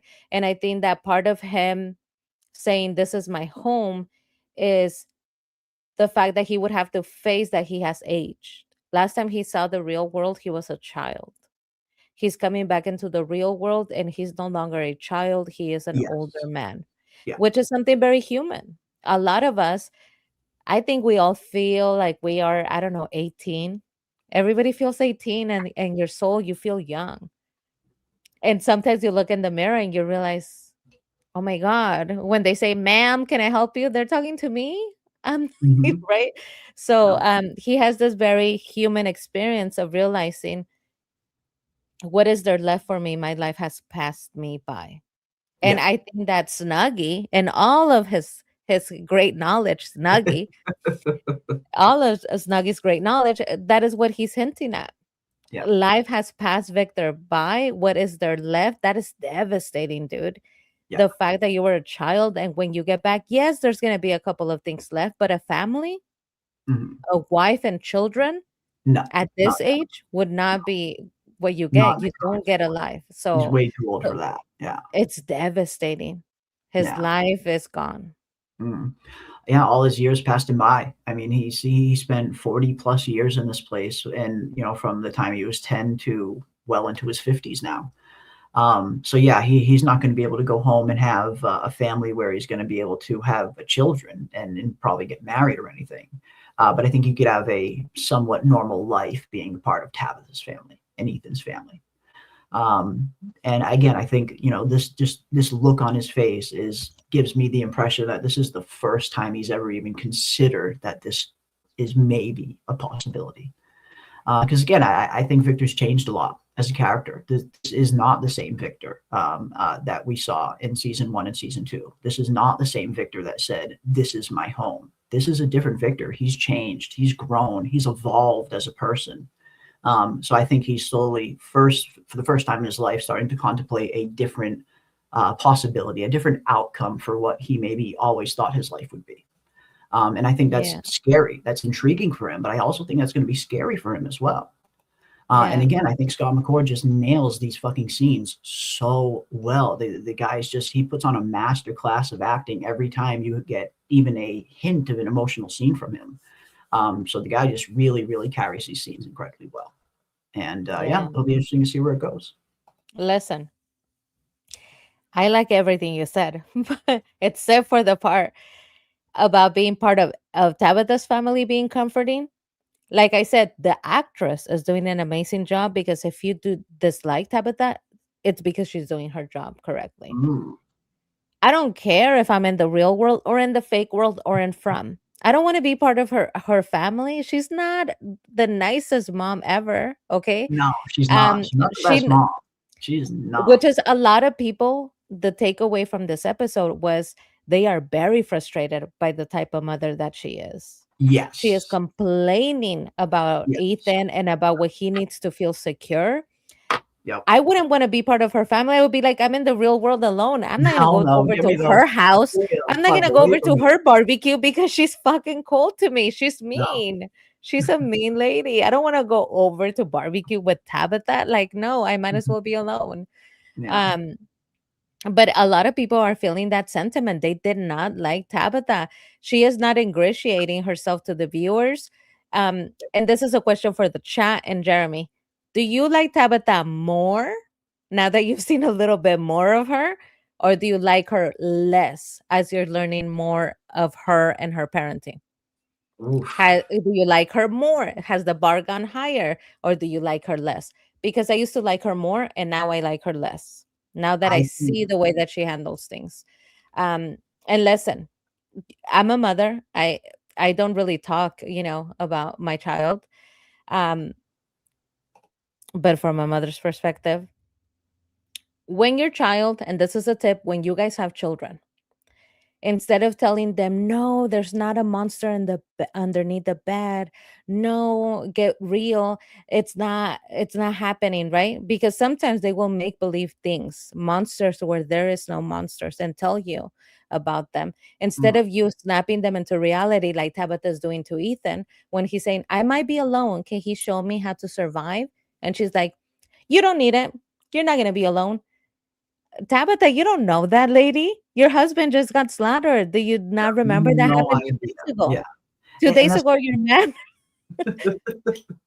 and like Victor says, Miranda said the same thing. My mother said the same thing to me. I'll never be alone here. And look what happened to me. Exactly. Exactly. It's like, lady, your husband, I'm just surprised by your resilience because just a day ago, your husband died. I wouldn't be so sure that Ethan's not going to be all alone. So I wouldn't say that to him. But, just on a little sideway deviation here. My little toddler said, hey, mom, one of these nights, right? My little toddler says, hey, mom, the devil is flying around in my room.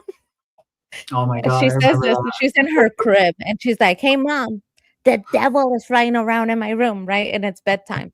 Yeah. You could be like, no, there is no devil. Nobody's flying around like Tabitha. No, that's not going to happen. There is no danger. But that's not what you do. Okay. This is a tip when you have children, guys. You know what you do? You embrace the crazy. You're like, hell yes, the devil's flying around in your room. And you know Mhm. what you say?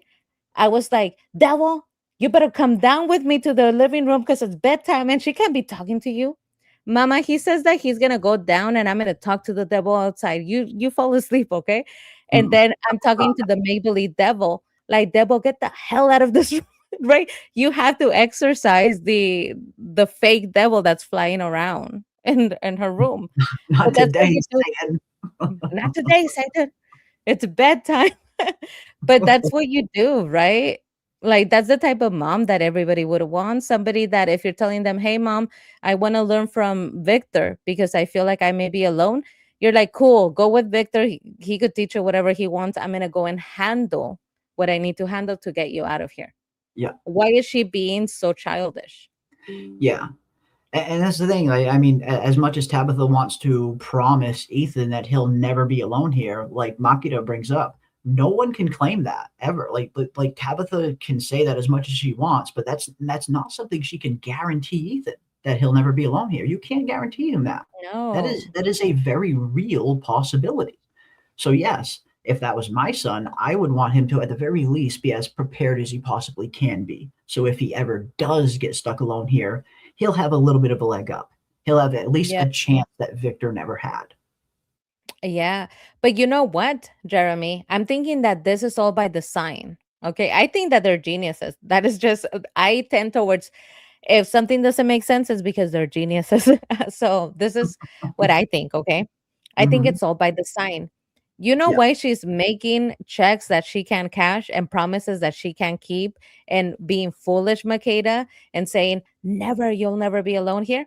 What did we know? We know that she did this with the Ankui children. The original children were getting slaughtered and sacrificed, and she was still telling them, yeah, I know they're killing you, but trust me, I'll save you. But I'm going to tell you a So story. all of this started because Tabitha is that type of mom that makes promises that she can't keep. They were literally being sacrificed, and she kept telling them, I'm going to save you, the same way that she's doing to Ethan. So do you see the correlation? What she did with that little girl saying, I'm going to save you as she's being sacrificed, she's doing to Ethan, saying, you don't have to worry about that, even though it's looming. The danger is looming, you know? I wouldn't do that if I was Tabitha. This is when you gather up the courage that she doesn't have and that Victor's father doesn't have. Yeah. I told my toddler, don't worry about the devil. The devil's afraid of me, that you know. He's so afraid of me. Come on, Satan. Right? Like, that is when you make up this make believe things. If you could make believe anything, why promise something that you can't give him? Mhm. That's sad. Yeah, I mean, if there's even the slightest possibility, even if it's a small chance, and it's not even a small chance, there is a definite real possibility that this could happen. But even if there was only a small chance, you need to prepare the kid, and you can't sell him this fake bill of goods, this fantasy world that you can't deliver to him. So yeah, I don't know. We shall see.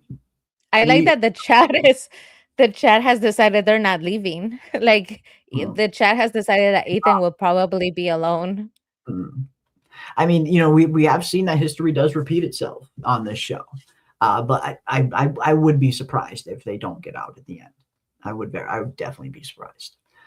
But yeah, I definitely don't want them to tear up the tree either. I think that tearing up the tree is going to be a massive mistake, and I think it could lead to something catastrophic or multiple things catastrophic. And yeah, none of them are going to be good. But yeah, I think heading into these final 2 episodes, we have a little bit more to chew on. We definitely, I imagine, are probably going to be getting some pretty interesting revelations over these final 2. Episode 9 is entitled The Calm Before, most preferably known to The Calm Before the Storm. So I imagine episode 9 will be them setting up the episode 10 storyline of them diving into those caves and seeing if they can retrieve these bones. And if so, will the bones even work? But yeah, there we go, folks. I can't believe there's only 2 episodes left. This season has whipped by super fucking fast. Super fast. And it feels like it's only just now starting to get a little bit good. But yeah, definitely looking forward to seeing these final 2. Looking forward to seeing how this is all going to play out. And as PM and I have said, in the past, we definitely don't think that this is going to be a success. Whatever Jade is planning, whatever he's planning to do, even if he does successfully retrieve the bones, it's definitely going to be a lot of trial and error. There's no way his first attempt is going to be the successful attempt that gets everybody out of here. There is going to be failure first, which falls right in line with the 12 steps in the hero's journey that we've been seeing a lot of our characters and follow from the very beginning. So yeah, I think it's going to be interesting to see where these final 2 episodes are going to go. What are they going to give us? How much are they going to reveal? And how much are they going to kind of hold back for the 5th and final season? If nothing else, I hope that they do give us something pretty big and something definitive to chew on while we wait for season 5. I hope it's not just one massive cliffhanger ending. The writers have been promising all year that we would be getting massive reveals this season. And we are still yet to get some of those. So yeah, I'm looking forward to seeing what these final 2 episodes are going to bring. Yeah, for sure. Now, if we could just very, very briefly talk about the scene where Henry sees the other Victor, just because we're on the subject of Victor. Yeah. I was doing a rewatch, and there's something very interesting. Keep an eye out next time that you are watching The Men in Yellow or Sophia, guys. There's a pattern that I have noticed. This entity in yellow is a very honest entity. So it is very complex because even though we assume that it is an evil entity, the entity can see the goodness in people. And if you're a good person, it tells you straight up, you're a good person. You tried to help me. That's what she says to the man that picked her up on the road and then kills him. She said to Sarah, likes Jim. But doesn't just like him for no reason because he tried so hard. Yeah. So this entity is very complex. This entity, I do believe it is a fallen angel of sorts. I do believe so. Because this entity can see the goodness in you and will mention it. It'll still kill you, but it'll say you're a good person. To Sarah, this entity said, Sarah, you're a good person. So I was like, well, there you have it, folks. Like from the entity itself, Sarah is a good person. Confirmed. Man in Yellow. Jim was a good person. The guy that picked her up from the road was a good person. So it kind of says the truth to you. Even though it's a bad entity, that's why it's giving fallen angel or Lucifer Morningstar vibes, because it is telling you things as they are. Just because it is Lucifer fallen star, it doesn't mean that it's lying to you. It sees the goodness in you because it's seen other people that are not as good as you. When they have this scene, notice that it's always giving people compliments about the goodness that does exist in them, which is super weird for a villain to do. Mhm. In the scene, the doctor says, Henry, we need you to cut away what is tethering you, basically, the anchor that is keeping you to that version of reality. Now, I found that this was very interesting dialogue. This entity, like I've said to you, Jeremy, it does not lie. It kind of lets you make your own choices and It you tells fall the truth, victim to it. you know? This person could have said, if it wants to be a liar, it could have said, Henry, this is not real. You've been in a coma. That is not reality. So I need you to stay here. This is the real world, and you need to cut the anchor. No, it doesn't say that. She says verbatim, I need you to cut the anchor that is keeping you in that version of reality. So if you're not Not saying, paying do you want attention, to stay here? if you're not So, paying attention, you didn't clock that no, the the nurse dialogue just is told him that is real, Henry. I told you it was real. If you cut the anchor, do you want to that's stay on you here? because I legit told you that's a version of reality. Yeah. Do you want to stay here, Henry? She doesn't say, do you want Mhm. to come back to the real world, Henry? She says, do you want to stay here, Yes. Henry? Do you like it here? It again, Yes. the dialogue is very specific. Yeah, you're right. That version of reality. Do you want to stay here? But doesn't say where here is. Yep. So watch out for that entity in yellow. When you see it, you will clock that it doesn't lie to them. It's sneaky. It's giving you like Lucifer Morning Star vibes of I will manipulate you and work my way around, but it doesn't lie to them. Mhm. She legit told him that version of reality. So when he does whatever he will do, she could just claim, I told you that was real. I never lied to you. Well, If you did what you did, that's on you. mm, and this is what the man in yellow's kind of been doing from the very beginning. Your wife shouldn't be digging that hole, Jim. He told you. He straight up told you your wife should not be digging that hole. And again, I think that's just how the man in yellow operates. Where yeah, he doesn't really need to lie. He doesn't have a need to lie. Why does he need to? He's clearly manipulating events, and people are walking tune step right to where he wants them to. So yeah, I think, and that's always what's very interesting about From. The dialogue is very specific sometimes. Sometimes the choice of wording is very indicative of what is really going on beneath the surface of a scene. And I think what you just pointed out here is a perfect example of that. The specific dialogue of saying, do you like it here, Henry? Do you want to stay here, Henry? Not saying, do you want to come back to the real world? Do you No, want to stay here? she That's a legit told him that version of reality. She's telling him that Yeah. is real. This isn't the real place, but if you want to stay here, then this is what I need you to do. So Mhm. I know that we have Clara coming up, right? In the preview. I think it's the same thing. This is a pattern with the entity in yellow. It doesn't necessarily lie to you. It puts out the information, and if you follow through or you don't make good choices, that's on you. Is it really on them? That's why it gives me Lucifer Fallen Star vibes, Mhm. because it puts out the choices. If you're not making the right choice, it is what it is. Now, Like Jeremy, Henry. like Henry. I mean, like Henry. How many opportunities did he Well, have to this say no to the 15-year-old girl that he was crazy. drinking with? Like if he wouldn't have, like yeah, if he wouldn't have drank with a 15-year-old girl, would this have even happened to him? It's choices that these characters are making, and cause and effect, and the consequences of the actions. Exactly. But what am I gonna say? Oh yes. Very briefly. In the chat, and Jeremy, I'm sure that you have seen this because this is iconic. I was doing some research and rewatching. Now that we have more information, I was rewatching what we have seen of From. Mhm. And so with this new information that we have about magic and what the incantation that we have seen from the Man in Yellow, now that we have seen him a little bit more, something just came up to mind. We have all been wondering about the suit. I know that we were given the story, but the writer's not going to tell you what the influence is, okay? He's not just going to tell you. On season 1, we were asking the question. Season 2, Um, do you guys remember Constantine and their version of Lucifer?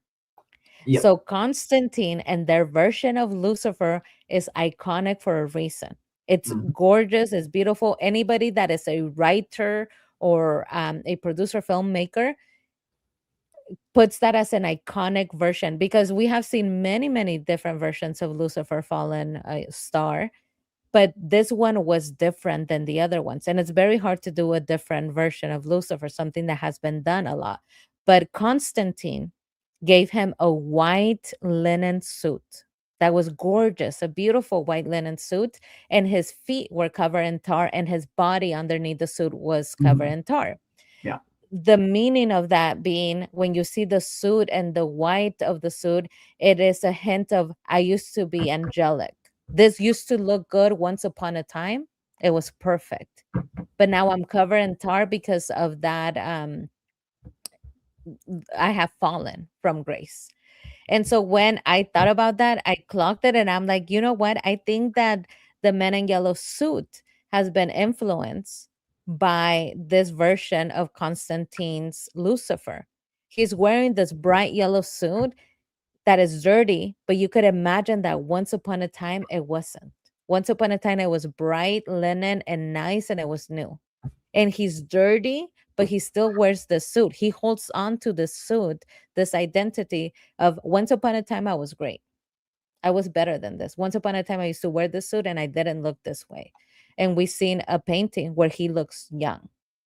So he invokes the same image that Constantine's Lucifer does. Wearing a suit saying, I used to be great and I am no more. It is. It's just, yeah. No, he does. I mean, it's a similar portrayal in terms of at least how they look, and how they act, and their personality. Their personality is actually pretty similar as well. The Lucifer Morningstar version of the character stems from the DC Comics version. And it's one of the most powerful characters in the entire DC universe, nearly omnipotent power. You see kind of Lucifer Morningstar playing these same kind of games that the Man in Yellow plays. 100%. I wouldn't be surprised if there's some, good deal of inspiration there that maybe went into the character. And as Fenrir brings up, this is exactly what I meant. Sophia lies. I mean, Sophia has to lie. Like you said, she's undercover. Of course she has to lie, but the Man in Yellow doesn't. The Man in Yellow doesn't really lie. He doesn't really need to. Sophia, she's going to lie. I mean, she's playing an undercover role. Of course she's going to lie. But the Man in Yellow doesn't. The Man in Yellow always seems to speak the truth, and he's very careful with his choice of words, I found. Very big difference there, definitely. But yeah, I think, 2 episodes left. How much more are they going to reveal? How much more are they going to save for season 5? I don't know, but I hope they give us something nice to chew on while we wait for season 5. And it's not just, like what I was saying earlier, not just a cliffhanger ending. Give us something definitive to chew on, a real answer that gives us a much better handle on where the story is actually going in this 5th and final season. Because this is it. We're at the end now. The story should start to come together a little bit more. I'm looking forward to seeing what these final 2. I think these final 2 episodes are going to be very pivotal in terms of whether or not this show can stick the landing or not in the 5th and final season. So we'll see. We shall see. And we also have Dane C 2572 for $2. Thank you so much. Very much appreciate it. If angels exist, God exists. Prayers don't work. Yeah, again, I think when it comes to like some of the influences on the show or some of the characters on the show, I don't think we're ever going to see like one character that's like an exact one-to-one depiction of anything that we see in other media. But I do think we could potentially see John Griffin taking inspiration from some of these other characters. Like for me, like when I see the Man in Yellow, I don't necessarily think he's like an actual angel, but I think they definitely could have taken inspiration from Lucifer Morningstar when crafting some of the personality aspects of his character.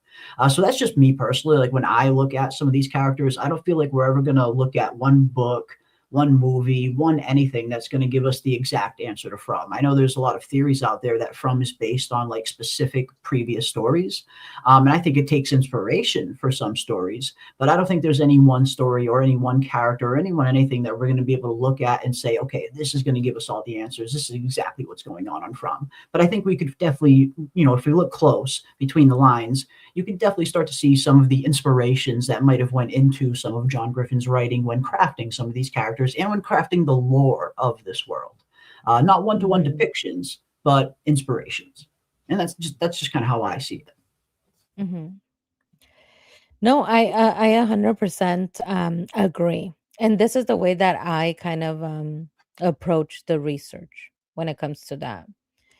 The way that I approach the research is that a lot of people, yes, you could go and look at who wrote the story and what they wrote before that or what they have written Mhm. before that and say, this Yeah. is an equal. I don't approach it that way. I Mhm. think that you could get a better answer if you want to know what somebody wrote or what somebody thinks, what somebody is prone to. Don't look at the work that they did before because every writer is going to have good work and bad work. Their magnus opus, their best of the best and their worst of the worst. Look at the writer's life. Look at their personal view, Yeah. their background. When you write, that is what you write from.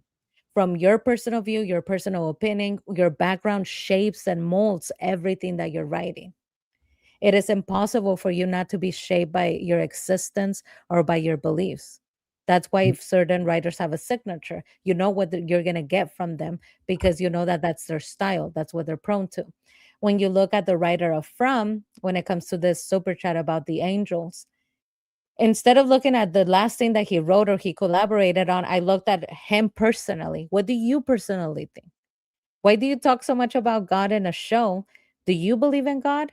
And when you look at the way that he has approached religion, you will realize there is a reason why a lot of the characters in From have condemned God. A lot of them, Mariel, Tabitha, Boyd does it all the time. He did it in the last episode where he said, God, what the fuck do you want from me? Look at his life and look at what his personal beliefs are on religion, and you'll see that it is a commentary on religion and that. If angels exist, why do you not answer my prayers? This frustration of, I've been talking to you, you are seeing that Katri is praying to you, and you did nothing. So look at his personal life, and you will see that there's a reason why religion and the Bible keeps getting brought up. He doesn't write this into his story because he doesn't have any personal alliance either way. You'll find out that I'm not gonna say it because I don't want to go against religion, but you'll find out that there is an alliance there.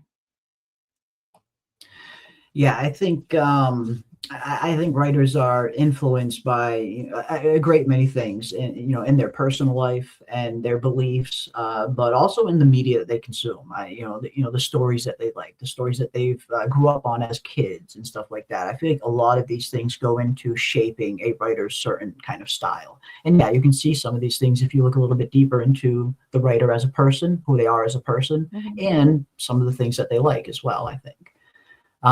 But yeah, I don't think there's going to be any one-to-one depiction that we're going to be able to look at, like, oh, John Griffin did this, so we can watch this, and this is going to give us the answer to From. Like, I don't think we'll be able to find anything like that.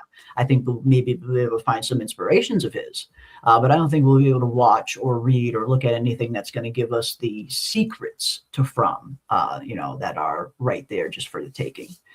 Not in his work. Not in his work. I absolutely agree.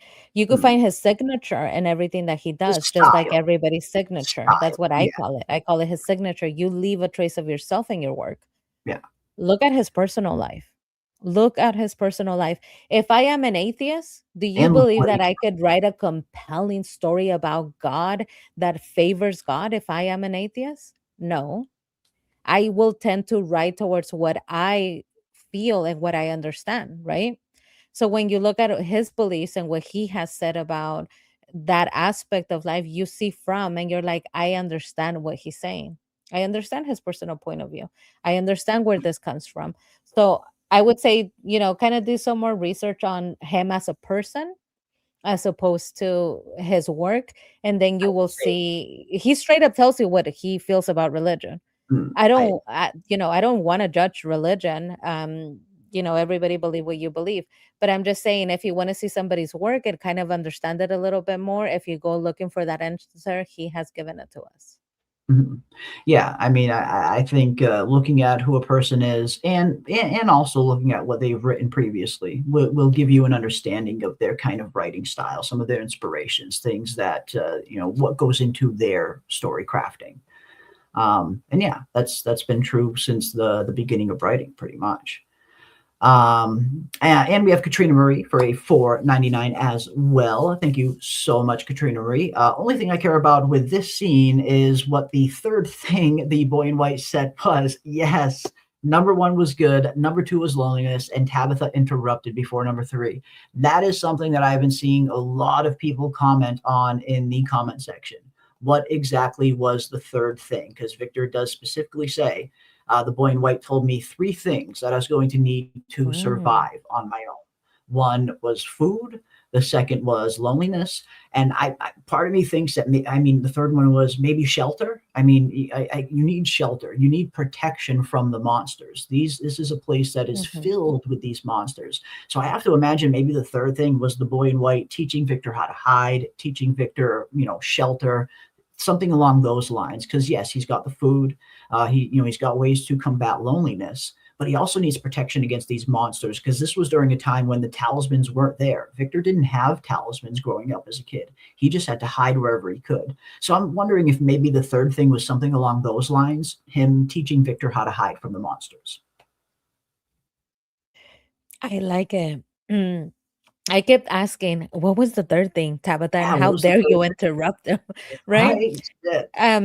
I like that what the chat was saying is we got a nice dose of the from that we know with her interrupting. Wait, you're saying too much, right? We were kind of getting spoiled. They were giving us too much answers, so she had to spoil that. Yeah. So we got a flash of the from that we know, but I like that. And I want to know, chat, do you have any idea of what it possibly could have been? What is that third thing? If you had to guess, what is the third thing that the boy in white told Victor he needed? So for me, I like that you're thinking about shelter, because that makes sense. Food, because so far, what was the first thing? Food, loneliness. Loneliness, and again, I think you got these monsters around, so a place to live, a place to hide, a place to shelter, and a place to be safe from monsters. Or otherwise, it doesn't matter how many peaches you fucking got. If these monsters are going to get your ass, so we probably had to teach him to survive in that regard. At least that's my guess. Yes, beautifully put. This month we're gonna get it. Beautifully said, Mr. Jeremy Eisenfire. So this is what I think. I have a theory, tinfoil witch hat, that the boy in white is the original son, meaning that the original Tabitha and the original Jade had 2 children. They have told us over and over and over, this is a cycle. The answers to the end are at the beginning. As above, so below. Even the talisman shows you it's equal. As above, so below. That is what the talisman is saying. When you look at that, it's saying as above, so below. It is right there, but we couldn't see it at the time, right? Yeah. So therefore, it makes sense that what Victor has just told her, you always come in here with 2 children. Everybody dies and the boy lives. Yeah. The boy in white lives. He gets to outlive the sacrifice. He gets to be this entity that hangs around, an eternal boy. He's the eternal boy that was left behind. So is Victor. So is somebody before Victor. That guy that threw himself off the roof was probably the same role as Victor. He was one of this soul's child. And now it's Ethan. So therefore, I believe that this third thing that they could not tell us was the scribe. This third thing is what Victor has already told Ethan over and over. Hey, when you're here for a long time, you must draw a picture of people, because you're going to start to forget what happened. Your job is to write down history. That's why I think they didn't tell us, because I believe that it will be shown to us that the reason why the boys survive is because they hold the position of a scribe, a historian. And the third thing is, it is very important as time goes by that you draw pictures in order for you to remember what actually has happened. Teach him to remember the You're past. going to start to forget. You're going to go insane. It is very important. This is your job. That's why you're here. So I believe that that's the third thing. And eventually when Victor tells him, your job is to, you must draw pictures. He's not drawing pictures so much just because he wants to. At some He's point, I recording mean, look at how memories. old Victor is. Look at how old Victor is, a storyteller. Yes, Ariana. Yeah, he's It recording is your memories. job to be the storyteller. You must keep track of what has happened here. The So historian of Fromville. eventually you stop drawing pictures. Mom doesn't come home and neither does dad, and mom never comes back for you. You stop drawing pictures. How come Victor is this old and hasn't stopped with the coloring? It must be because it is one of the commandments that the boy in white said. One, survive and eat this. Two, make sure that the loneliness doesn't get you. And three, do your job every day. Draw pictures. Whatever Hmm. happens, write it down. Bury it. He has a system, guys. Victor doesn't just draw a picture and then leave it behind. He buries some of them. Why does he Most of bury them. them? I think that that is a system that he learned from the boy in white. The boy in Well, white told him to bury personal items of people. So I believe the boy in white also told them bury these very specific pictures. Don't leave them around. yeah, Victor does say that he buries certain drawings because he wants to forget these memories. Some of the more painful ones, like forget like Eloise and everything. Why he forgot Eloise for so long. So no, I could totally see that being the third thing, teaching him to record history. Because again, Mhm. it's not just drawings; these are the record that he is keeping. He's, like we like to call him, the historian of Fromville, or as you call him, the scribe of Fromville. It does seem like this is something that he has been doing, that maybe he was even told to do. So no, I think that's a very plausible third thing, just as plausible as trying to survive against the monsters anyway. Absolutely. Record history. You are the keeper. You're the memory. You are the memory of this place, essentially. So no, I like that. I like that. I think that's definitely a possibility for the third one. Yeah, I mean, Absolutely. it makes a lot of sense. It If fits. you're Yeah. the only survivor, I do not think that it is coincidence that only one survives. One No. little boy survives every time. And Victor is telling him, "Hey, Ethan, congratulations, it's you. You're gonna be all alone and everybody's gonna die around you." Yeah. I don't think it's coincidence. I think it No. is because it is a position of value and you have a job to do. Now, remember, guys, Victor has gone down into the tunnels.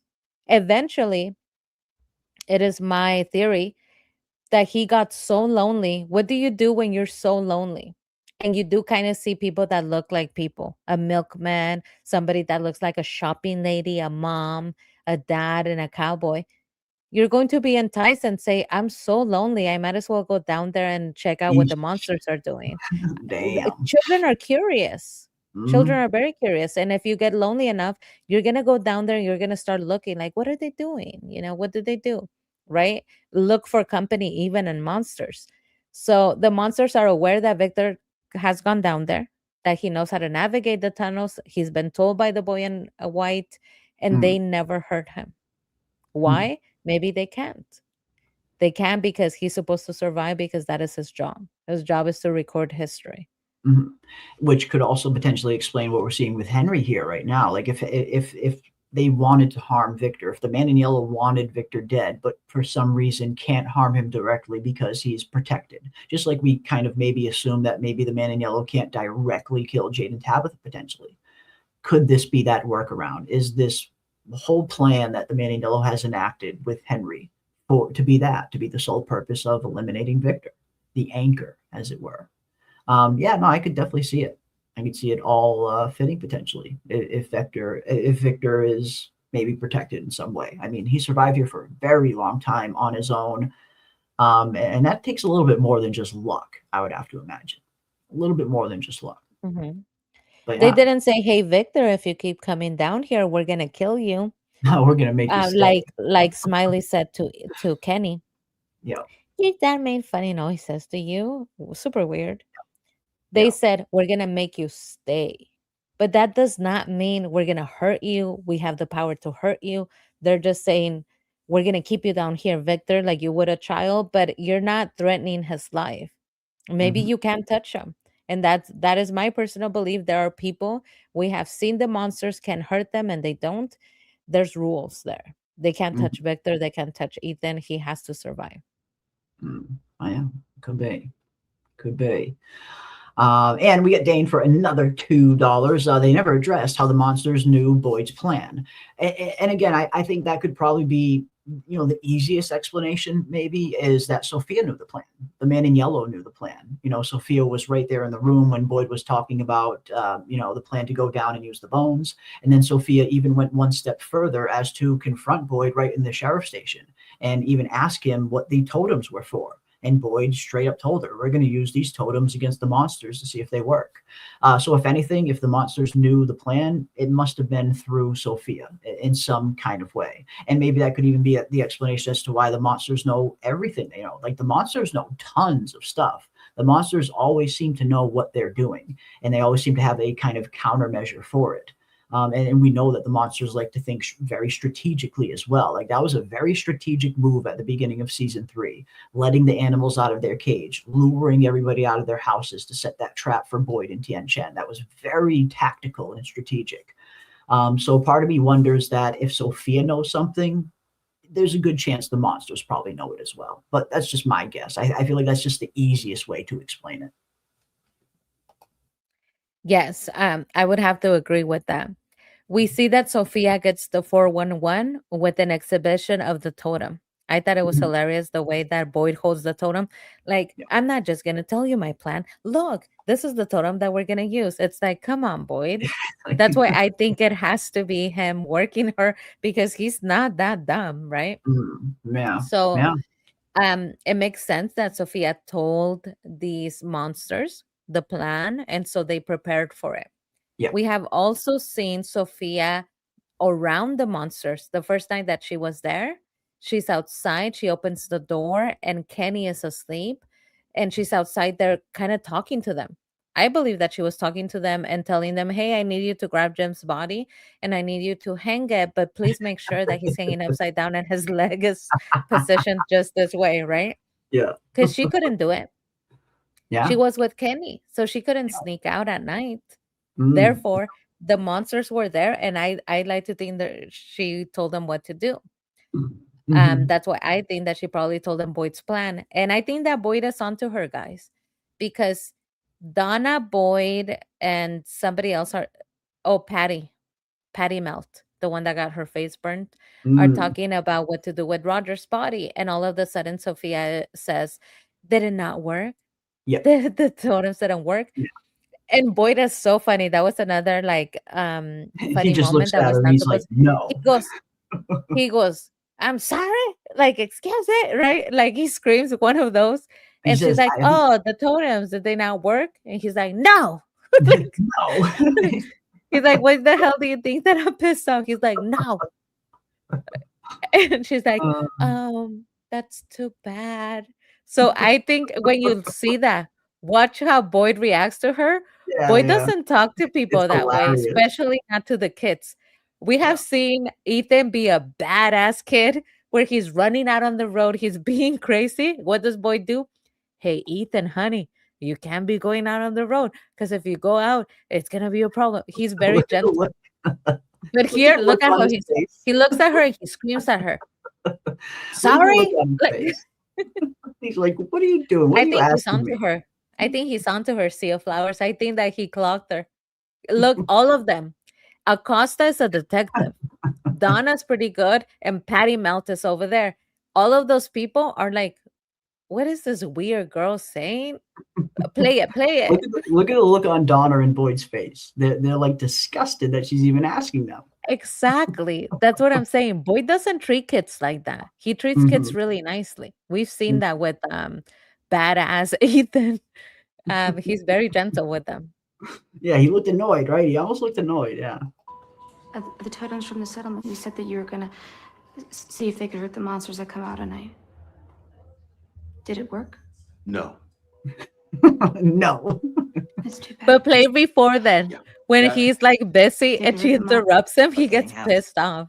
More important, people are just starting to realize that talismans won't protect them against everything. We'll manage. Just you figure out how to get the bones without getting half the town killed. Did the totem work? Sorry? Sorry? The totems from the settlement, you said that you were gonna see if they could hurt the monsters that come out at night. Did it work? No. Right back to what he's doing. Just No. turns right the fuck back around. He looks so annoyed, No dude. time. He's like, No no. And he no turns time. back to what he's doing. He's like, what this person, what a weirdo. But how can you not catch her smile? Come Yeah. on. How can you not Yeah. catch that smile, boy? Yeah. Come Yeah. on. Yeah. Yeah, I mean, he plays it so well, doesn't he? Like the way Boyd just gets pissed, like he does. He plays it so fucking well. Harold Perrineau is such a good fucking actor. He really fucking is. The guy is the perfect lead for this show. Yeah, she's asking too many questions, and I think that is what the suspicion is ultimately going to get, born from. And yeah, I think you're right. If he's not already suspicious of her, he's gonna be very soon because she's just asking way too many fucking questions. Way too many. She wants to know everything. It's starting to stand out, and if it's starting to stand out for us, you have to imagine it's going to start to stand out for someone like Boyd, who is smart. So yeah, I think asking too many questions is going to be her downfall. It's going to be her downfall. For an entity that is so ancient, she Yeah. sure is dummy. She sure is a ding dong. Like Jade says, she sure is a ding dong. She's laughing. She's like, Boyd, did it work? Like she's smiling. Boyd saw that. Boyd saw that. Oh, that's too bad. And it smiles really big. It's like, how stupid do you think that Boyd is? Okay, he is not dumb. That's why I'm really hoping, guys. Yeah. He's only telling her things because he already knows that there is a Judas Tadeo amongst them, and he's trying to see who it is. That's what I have to hope. I have to hope that is what it is. Now, really interesting question here. Before we go, Jeremy, I know that you're trying to leave us here. No, totally fine. Fatima's stomach and Christy. So West of Westeros is asking about Fatima's stomach. I thought that it was absolutely brilliant. And this is why I keep all of my trust and my faith in the writers of From. When I first saw that Fatima was able to control Smiley, I was very let down because I thought, oh no, this is a Will and a Vecna. We have a Will and a Vecna situation here, and that didn't go well. I don't like that. I don't like when all of a sudden you can overpower the entity and that's an easy way out. Not without a cost, at least. But then they fixed it. We come back to this episode, and all of a sudden you see that her stomach and her heart rate is not doing so well. And so then I'm like, brilliant. These men are brilliant. This is a brilliant story because they gave her the power, but it comes at a cost. What do we know about the story? Knowledge comes at a cost. She gained the knowledge to be able to see through Smiley's eyes what he was doing, and it cost her dearly physically. So that's going to make it so that she either uses it sparingly, not all the time, or that she, exactly right. Think about Stranger Things. Will wasn't risking anything.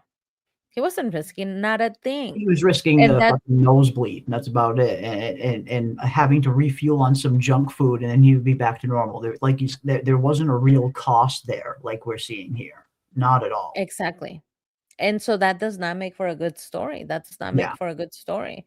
Yeah. And the fact that they were able to fix that so elegantly From surprises me because they do this constantly. They have an elegant and very graceful response for the tangles that they weave. They weave these tangles in our head, and then they give you an elegant answer that is facts and smooth, just like this. Yeah. She can control Smiley, but guess what? Don't count on it because she apparently is dying, right? Yeah. So I was satisfied with that response. I was happy to see that her physical self took a hit. I'm happy to see that because I don't want this to be an easy getaway of, all of a sudden we have our Will. Yeah. Now, on that note, Jeremy, I thought it was, we have talked about Christy and how Christy had suddenly her ego is shining. And we were proven right because what does Christy say to Mariel? She's my patient. She's not your patient. First of all, I would have, if I was Mariel is such a nice person because I would have said, you didn't know there was a demon, baby. inside her tummy. So you're her, that's your patient. You're a bareback doctor. Your patient told you there was a demon baby and you couldn't spot it, doctor. No. She's so mean to Mariel. And one of the things that I clocked on the rewatch was that she doesn't tell Fatima her heart rate. She tells Mariel, but she doesn't tell Fatima. We don't see that. That's shady of her. Why is she getting mad at everybody? Because they're not telling her everything. What the hell is Christy thinking, knowing that she already told Fatima she was okay when there was a demon in her? Yeah. She's doing it again, guys. She's Knowing doing it Fatima, again. She's telling Fatima she's okay, even though she knows that her heart rate is showing that she is basically dead. And she knows she's what doing she's it been again. through. Yeah, and she knows what Fatima has been through before this. Like, Fatima has given birth to a fucking monster. You know this, Christy. So yes, you definitely think that this would be a case that she would handle with a little bit more care, for sure. But yeah, and yeah, I agree. Yeah, they probably have the craziest storyboard. Like, if I could ever see one thing, I would love to see the storyboards and the artists that they hired to do storyboards for From. That's one thing that just about every TV and movie production does.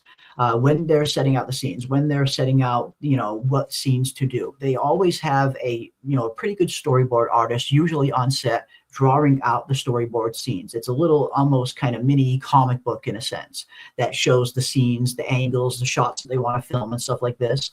When it comes to a show like From, yeah, I imagine the storyboards are probably fucking nuts, probably so detailed, probably so intricate, probably so crazy, probably even difficult to read even at that point.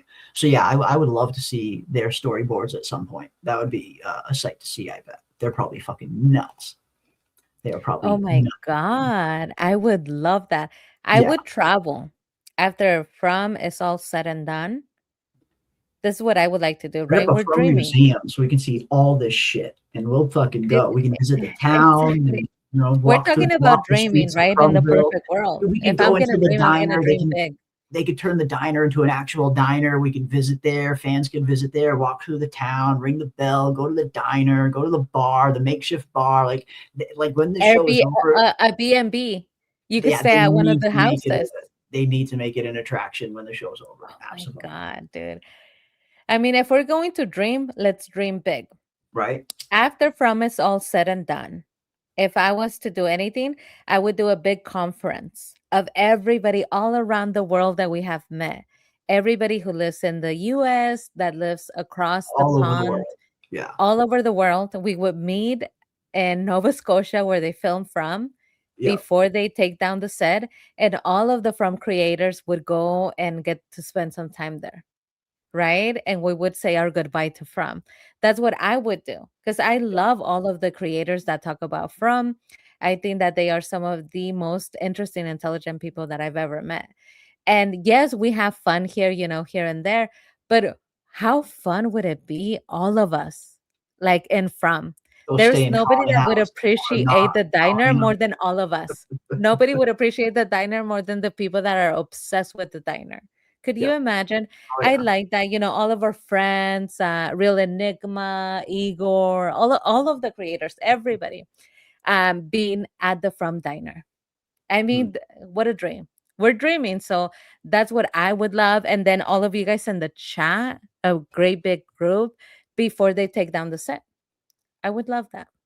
We Mhm. could crowd fund an expedition to Nova Scotia. Yeah. And then we could do a ceremony. Are you going to stay in the town, or you get to stay at the Colony House Airbnb? Where do you pick, Jeremy? What are the two choices? Colony House or town? Mm-hmm. Where am I going to stay? I'll probably stay in town in one of the houses. Yeah. I don't know if I can stay Nice. in Colony House. I don't know if Colony House is quite. Hey, for you're me. going to go visit because you like you like some stuff, and you I don't can know go if it's worth visit. it. I don't know if it's worth it at that point. No, I think the town for me. I think. Okay. Yeah. Dude, I'm going into the church. I'm going to be like, I was hey, gonna guys, say, give I'm me the Sarah bus. who Give me wants the to go in the fucking bus. church. I'll stay on the fucking bus. I don't even care. The I watch bus is a monsters good at one. night, get the feel for their patterns and shit, like Randall did. No, I think it would be a hugely missed opportunity if the show didn't turn. Because again, they have a very unique position. They're in a very unique position where they could do something like this because from it's filmed in an actual town. Everything we see on the show, it's an actual town, an abandoned mining town that they converted into one giant set. All of this stuff is there all year round. So they are uniquely kind of suited to really turn that into an awesome kind of tourist attraction when the show is over. That I imagine from fans from all over the world would like to go to. And if they were to do something like that, absolutely, I would organize some kind of trip where we could let everybody know in advance when exactly we're going, and as many people that could go as possible would, that would be awesome. That would be super awesome. I'd love to do Oh something my like God, yes. Let's sign a petition. Before you take down the set, please let us that. go. Keep that shit up. Yeah, keep It that would shit be up for a so week. cool. All of the friends that we have met, Yeah. the Witches and Brew, her mom could like be in the Settlement. diner. They We could always visit talk about Settlement. the How- pizza, the settlement, right? All of that stuff, all of our friends. the root That would be cellar, so all of much it. fun. Yeah. And then all of you guys, we would get to actually meet you guys. It's not fair that you know what we look like and we don't know you. That would be so No, much that's fun. fair. That's fair. But I like what they're saying. So some people here, Dolphin Lubaloo and West of Westeros, they're gonna stay in the box. Iconic. Stay in the box. Stay. That's Very brave. That's your thing. That's your thing. Absolutely.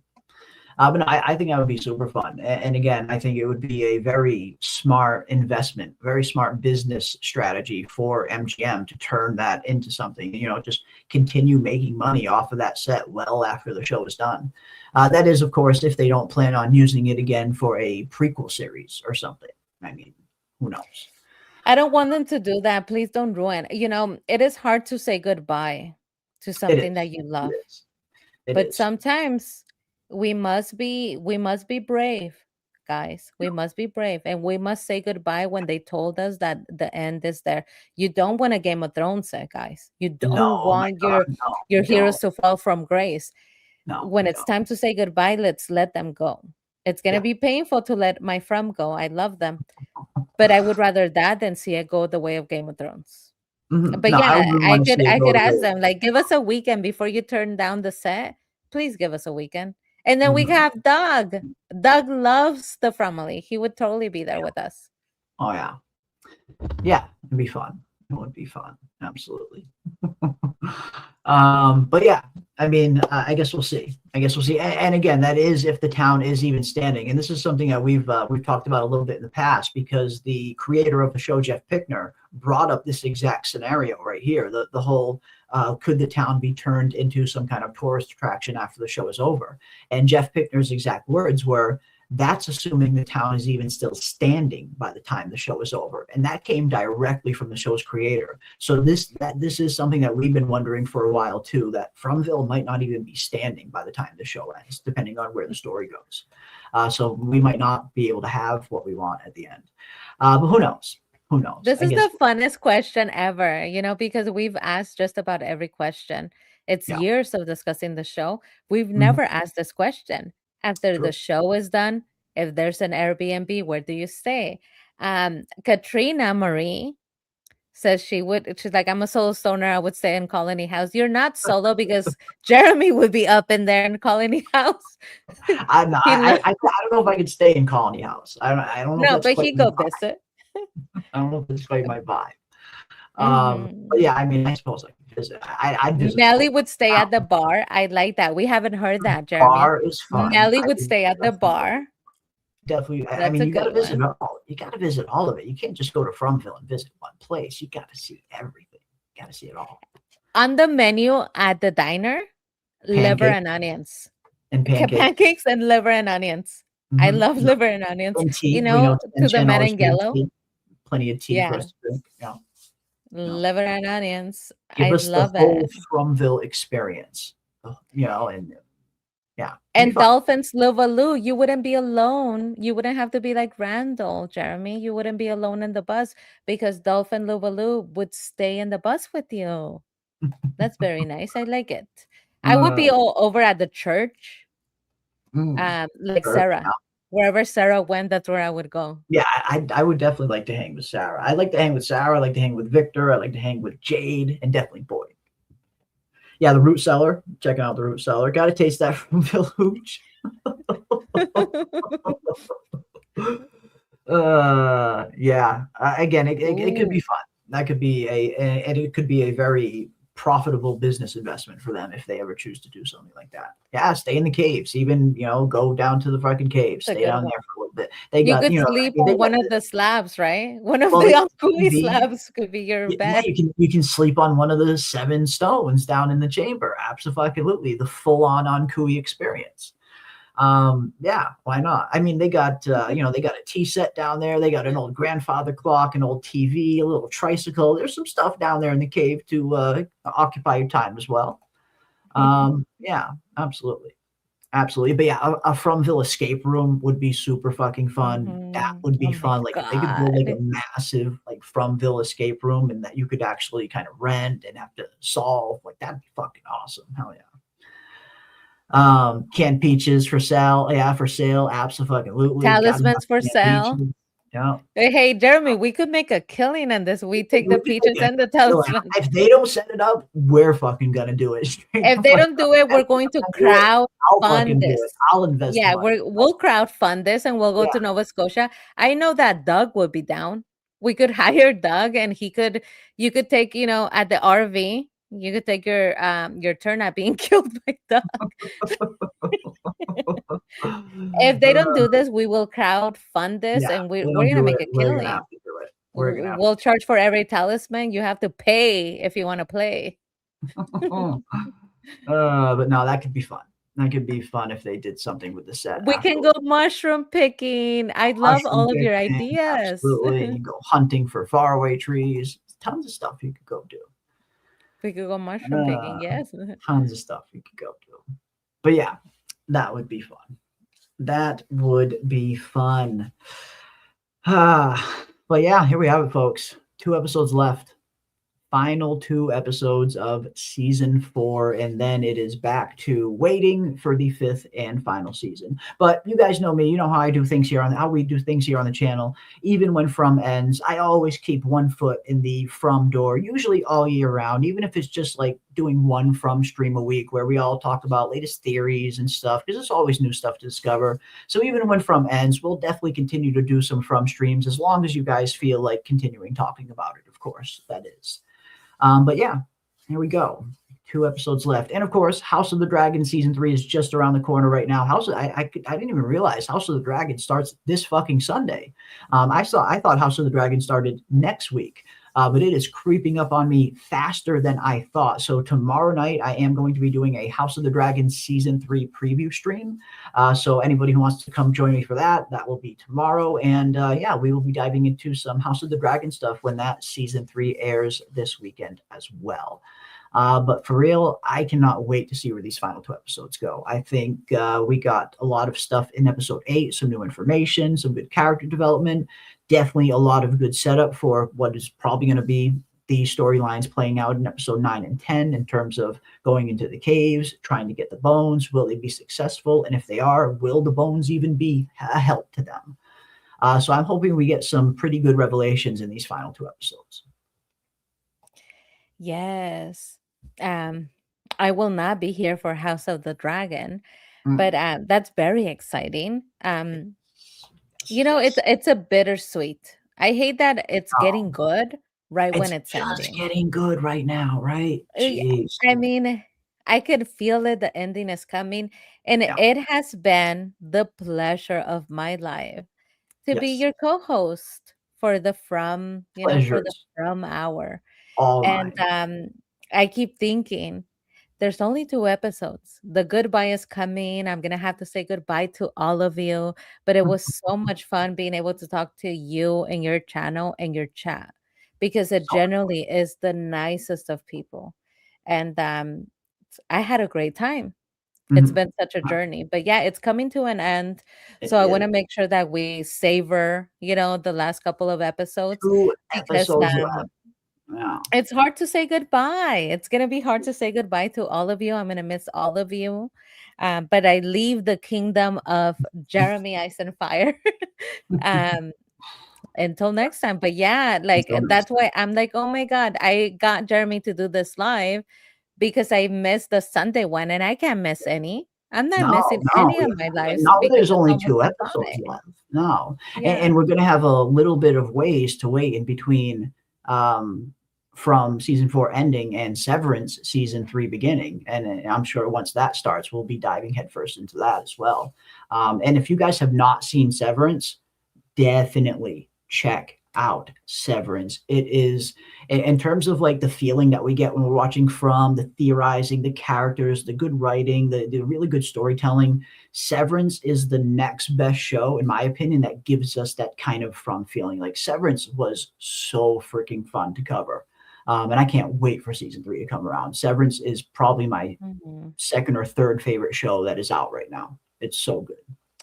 We do have fun covering Severance, but So From, listen, you know, now that we're getting towards the end, chat, go on and have as much fun as you can with all of the front creators and all of the go to what I love about you guys is that you guys go to every creator's lives and videos. You guys are so supportive. The family, yeah. it's coming to an end. That's just the reality.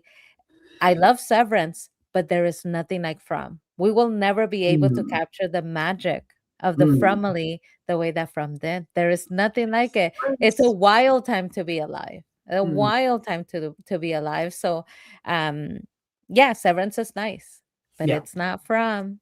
It's not From. Nah, I don't know. I mean, no, I mean, it's not From. No, it's not From. But I love Severance. I feel like Severance is just so sophisticated, and it's so fun. It's so sleek. It's so sexy. Like everything about that show is It just is so good. sexy. But yeah, From has a very From has a very special feeling to it that not really many other shows capture that exact feeling. So I know what you mean. I Yeah. definitely know what you mean, for sure. Yeah, but Severance is good. If you haven't seen was it, watch Severance and then go watch our lives because we had a ball. I We mean, had a lot Severance of fun is just fun. covering Severance. Here we get deep and we're like sad and depressed at times, but in Severance, we were just having a So much ball fun. the entire time. It was so much And fun. in fact, like I miss Severance so much that I think I'm even thinking about doing just a random Severance stream one of these weeks, just because I miss talking Severance so much. And I did recently come across some new information regarding Severance season 3, a new article that just came out with the main actor who plays Mark. Who revealed some interesting things about what he knows about the ending of Severance and how it's going to end. So maybe I'll do a random surprise Severance stream. Maybe that's something we could do, over the course of the next week or two. And it's been a while since we've talked Severance, and I'd love to do just a random Severance stream out of nowhere. So maybe we'll do something like that. Maybe we'll do a Severance Yeah. stream. I love Severance. Severance is a good one. Severance is just funny. It's It's not so as heavy as From. So I do love Severance. Yeah. But I love From. And yeah, I love how you say it's so sexy. Jeremy likes his sexy. No, I So just he love knows the sexy. When aesthetic. Jeremy tells you it's sexy, he knows sexy. But it's sleek. It is It is. aesthetically pleasing. If you are into corporate wear, I'm into fashion. And if you are into fashion and corporate wear, impeccable. I mean, those suits are tailored impeccably. Impeccable. They make me want to put on my stiletto pumps and my little, business attire suit. But yeah, we should definitely do it. Yeah. And we could talk all about somebody was saying that they feel so bad for Irving. Yes, that was our No, favorite, guys. I know. That relationship, remember, Jeremy? That was our favorite relationship in the show. We felt so bad for Irving at the end of season 2. Like it was genuinely heartbreaking how that went. I thought if there's one thing that might end up working out on the show, it's going to be Bert and Irving. But yeah, alas, it wasn't. I mean, we'll But see the where it goes. husband was really nice too, Jeremy. You're Yeah. forgetting. We were all for Irving and Bert, is it? I just love Christopher. But then we met the Nolan, husband, and the husband was so nice. John Noble. Yeah. Remember? they went to dinner and he was so sweet that then you were like, oh man, I can't take his You kind man of start away from feeling him. bad for everyone in the fucking whole thing at that point. Yeah, I again, Severance has just found such a good way to capture just incredibly good characters that are just very well fleshed out, very well thought out, have good motivations, have good, they're just built from the ground up incredibly well. And then you look at the world that Severance is setting, and that's where I think the show really shines. Like the setting of Severance is so insane. It's way different than any other kind of setting you'll see on any other show. Yes, do it, Seth. Do it, Seth. Do it, Seth. That was iconic. I mean, there's so many. Do you have the do it, Seth? Do you have it? Yes! Do it, Seth! I freaking Or- love that. I'm gonna kill him, Mr. Milchick. Irving, stop this! She's a fucking mole! What are you doing? I'm gonna kill her, Mr. Milchick! I She's a love that. fucking Dude, mole. that could be used for Sarah. She's a mole. When you do your Yeah. video, include that clip for Sarah. She's a fucking mole. I'm gonna kill her, Mr. Milkshake. I love how Severance is so respectful he good. was all the way until the end. He didn't say, I'm gonna kill her, Milkshake. He said, I'm gonna kill her, Mr. Milkshake. I'm gonna kill She's him, a Mr. fucking Milchick. mole. She's a fucking mole. Oh, and then I love this. Marshmallows are for team players, Dylan. They don't just hand them out.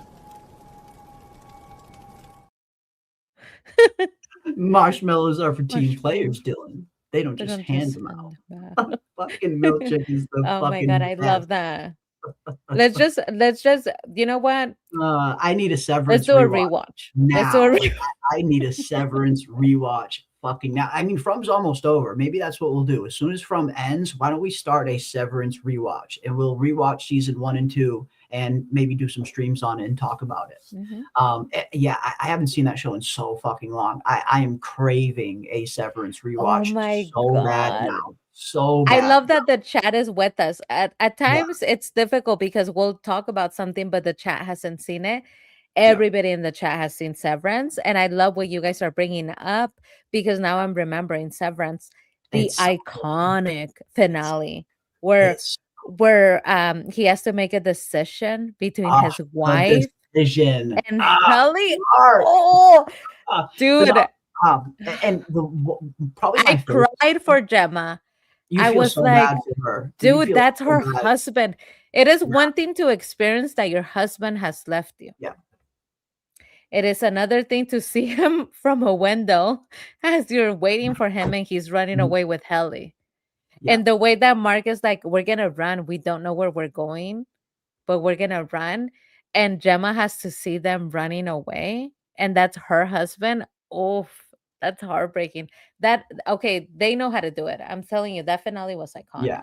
Yeah, that's one thing about Severance. Like season 1 was so good. I thought that there's no way they're going to be able to top this. There's no way they're going to be able to capture this magic again. And they fucking did. Season 2 comes out and it's just as good as the first season in every way. And they expand on the world, they expand on Lumen, they expand on the mystery, the characters, like everything about season 2 just made that show so much better. Yeah, I am craving a Severance rewatch now. And it seems like some of you guys want to watch it as well. So that's enough for me. That is enough for me. We are going to do it. Yeah, Admiral, check it out, my friend. I think you'll like it. You're more of a cerebral person. You're pretty smart.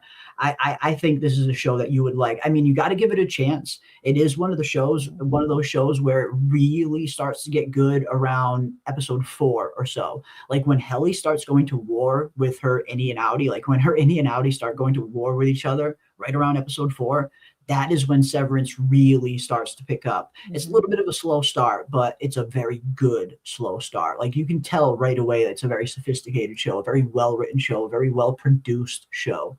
But yeah, I would say check it out, Admiral. I think it's a show you might like. It's some really good characters, really good writing, and good mystery as well. Yeah, I love good. that. I love that recommendation of, it is to the height of Admiral Wackass. I think that his name is Admiral Wackass, and you're like, you're very cerebral. He is. Yes, he is. Mr. Wackass, I do believe that you would like it. Yeah. It is to the altitude of your intelligence. I do believe you would like it. Mhm. Yeah. Ooh, 199 for a rewatch. Let's do it. We could do it on Discord, Yeah. and you guys could watch it with me. We could watch the episodes on Discord and then do streams here on YouTube where we discuss it afterwards. We could definitely do that. Absolutely. Absolutely. Yeah. Yeah. Let's cheat on From and do a Severance rewatch. Well, again, From's That's almost how over. it felt. Do you remember, Jeremy? Golden Child. I know that you remember. Lily Del Valle, he watched it too. And Juan, I know you watched it. Mhm. It did feel like we were cheating on From because it was so good and we were so invested. It does feel like you Yeah. are cheating on From. It's so good. It is our sexier counterpart, you know. It is our sexier side chick. But Yeah. From is our wife, and we're always gonna go back to her. Yeah. It's so good though. I like Severance is it's such a fun ride. It's everything about it. I love the aesthetic of the show. Everything that goes into that show is just fucking brilliant. The way they filmed it, the camera techniques, the filming techniques, the angles they use. They've used some brand new filming techniques that they've invented for this show just to create new effects that we haven't seen before. Like some of the effects of them getting into the elevator, switching from innie to outie. Like the show does some very revolutionary camera kind of filming kind of techniques. And it's so fun. It's such a fun show. So yeah, that's what we're going to do. We are going to do a Severance rewatch. Again, I know we still have From. We love From. We're going to dive headfirst into all things From as we get into these final 2 episodes. But then, yes, I think a Severance rewatch and discussion would be super fun. I haven't seen that show in forever. I'm dying to watch that show again. So yeah, it's there for you when you wake up in the morning. It is. It is. Yeah, good show. Yeah, Jeremy PM, for those who do not watch Severance, can you give no context spoilers, e.g. Severance is the goats? Yeah, I mean, Severance is the goats, the actual goats. Not only that, I mean, I guess if you're a fan of Brienne of Tarth, you might like Severance. Listen, if you like From, yes, you will like Severance. There is a mystery afoot, and it is up to you to pay attention to the clues that they put on every episode, to follow those clues, and then to uncover the mystery. If you like that, I am 100% sure that you will like Severance. Yeah. Also, and From, we are a dark comedy group. All of the comedy is very dark. Like poor Victor showing us the teddy bear that was his mom. I cracked up, okay? Severance is the same. It is a dark comedy, so you're going to like it. You're going to like it. I guarantee it. Yeah. Yeah, I must say I have to agree. If you like From, you'll probably like Severance. But again, you have to give it a chance. Like if you watch, I saw West of Westeros said in the chat that he tried to watch episode 1, but it was too slow, so he gave up. You got to get through it. I know it's kind of starts off a little bit of a slow burn, but it really sets up some good character development. It really sets up the world because the setting that this story takes place in is pretty much a character in and of itself. Like Lumen, the building itself, is practically a character. So, the first few episodes might start off on a slow burn, but it's a very important slow burn. And those are the episodes that you really need to pay attention to. But by the time you get to, again, around episode 4, it just starts picking up more and more and more and gets better and better and better as it goes on. And the same thing from season 2. Season 2 starts off with a bang and just continues to get better and better. But yeah, I would say if you like From, you'll probably, there seemed to be a really good crossover last year when we stopped covering season 3 of From, and then we went into season 2 of Severance. It seemed like the majority of the From fandom was watching Severance with us as well. So there's a big crossover there for a reason. I think a lot of people that like From will like Severance as well. But yeah, it's a great show, and it is definitely something that I have been dying to watch again. I miss Severance. I miss Lumen. I miss the innies. I miss the outies. Yes. I mean, the innie storylines were so fun to follow in both of these seasons. Seeing them grow, seeing them evolve.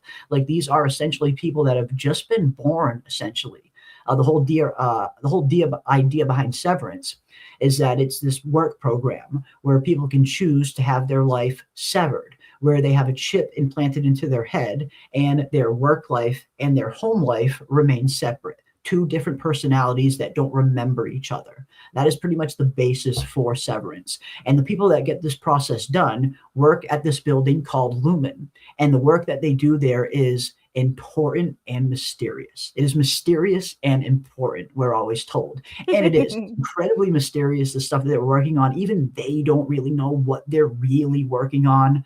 And it just unravels mystery after mystery and really good character development and good character-driven storytelling along the way. It's such a fun show. It's unlike any show I've ever seen, and it just works on so many levels. Yeah. Oh my God. Yes. Now that you are reminding me of Severance, Right? Like, how good is Severance it? is magical, It guys. is. Severance is magical. You know, I am the wardrobe department for the Jeremy Ice and Fire 33 channel. I am the wardrobe department. And next time that we have Severance, I am going to have Jeremy in a suit and tie like Mark, and I'll wear wear a my Mark. Kelly turtleneck. Yep. I'm Or down. you could be Mr. Milkshake, right? Because you're the boss. So Mr. Milkshake's outfit. Okay. But it's so funny. It's so fun. It is mysterious. And I do love what Golden Child says. There is something iconic about Jeremy's intros. When I hear the From intro with the original From music that Jeremy made, it feels like From. But Yeah. when I hear the Severance intro, Golden Child, you're taking me back to the best time of my life. That was the best time of that was such a good intro. You need to play that as an outro for us, Jeremy, because We'll that play was it so as an good. outro. We will play these. We'll play one of the Severance outros for an outro. I can do that. I can definitely do that. Yes. But yeah, great show. It really is such a fun show. It's just some of the best characters, some of the best character-driven storytelling you'll ever see, along with some of the best mystery you'll ever see. Like, you really do get the best of both worlds with Severance and the best packaging you could possibly imagine. And it's just so good. It is just so freaking good. So yeah, that sounds like a plan. Again, I've wanted to watch it for a while now. I was scrolling through my photos the other day and I came across my Severance folder. And I flipped through it for a quick second and I was like, oh man, I want to watch this again. It's so fucking bad. Because, you know, it's one thing to think about it, but then when you actually start looking at some of the old photos and you actually, you know, stuff starts coming back, you start realizing and remembering just how good Severance really fucking was. So yeah, that is what we'll do. We will dive into a Severance rewatch party and discussion here on the channel. And that'll give us plenty of time to play plenty of those intros and outros that we love so much. But yeah, absolutely. Sounds like a plan. From only 2 episodes left, and then we will dive into some Severance. Oh my God, we had the best time in Severance. My favorite thing about it, Susie is commenting that in the chat. She's like, I'm going to be dressed as a baby goat. And Lily agrees. We like to do these things where sometimes, just to have fun, it'll be a tinfoil live stream. The craziest, the better. Crazier You the don't have to have evidence. You Crazier don't have the to give us evidence. You don't have to have a reason why you think that. You send us your theory and the most outlandish theory. We will talk about it, right? It's a tinfoil sort of live stream. We had one of those for Severance. We were having a good old time, kicking, you know, laughing here and there. And guess what? Then we did that right before the finale. Almost 50% of what we said on that tinfoil came true. The baby goats. The baby goats. I mean, we were like, oh my God, so we're not crazy. It was insane to watch. It was insane to watch. It's a really good one. He has it on his channel. Go watch Severance and then watch the live streams that we did, because those are amazing. Yeah. Our Severance folder on our playlist folder has tons of Severance content, all of our Severance content, all the episode breakdowns we did, all the live streams we did, all the theory videos I did, everything is in the Severance folder, the Severance season 2 folder. And yeah, cannot wait to dive into this show again. Absolutely cannot wait to dive into this show again. But before we head out, we got one more from Blazin1. Thank you so much, Blazin1, for the 5. I noticed Ghost Cautry offered Boyd the original desperate bargain offered to the parents. Some of your people must be sacrificed to save the rest. And he did. And honestly, when I saw this, I kind of saw this as advice that I think the real Father Cautry probably would have given to Boyd. Again, Father Cautry was always a little bit more on that kind of Old Testament fire and brimstone kind of priest that he was. You know, we hear him talk about the box in particular in season 1, about when Boyd is struggling to put Frank in the box, and he's coming to Father Cautry for advice. And Father Cautry, and I think maybe Boyd is expecting him to say, "Oh, have mercy," or something like that. And Father Cautry, that's just not his fucking style. It's just not who he is. He is going to tell you what he really feels. And he tells Boyd straight up, "You built a guillotine in the town square. What do you think people are going to think when they find out you lack the conviction to use it?" And I thought that was such a good line from Father Cautry, and it just spoke so much to the kind of advice that Father Cautry gives Boyd. So when I saw him pop up in episode 8 and give Boyd this advice that, you know, this needs to be where you make your stand. Yes, there might be people that die here, so it needs to be a decision that you need to make already and get over it. I just thought that was perfect, kind of quintessential classic Father Cautry advice.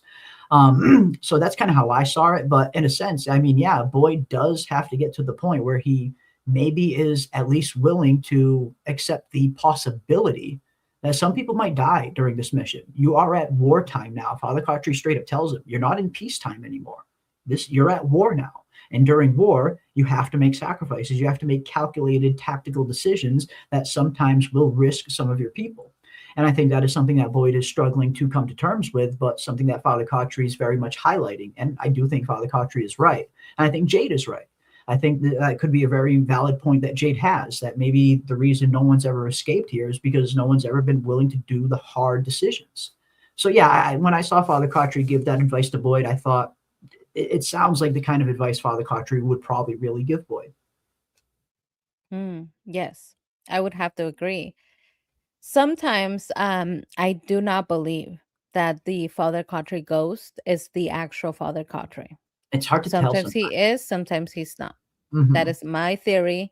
The ghosts are not to be trusted. Sometimes they are the essence of the persons, and sometimes they must have been the men in yellow. Now,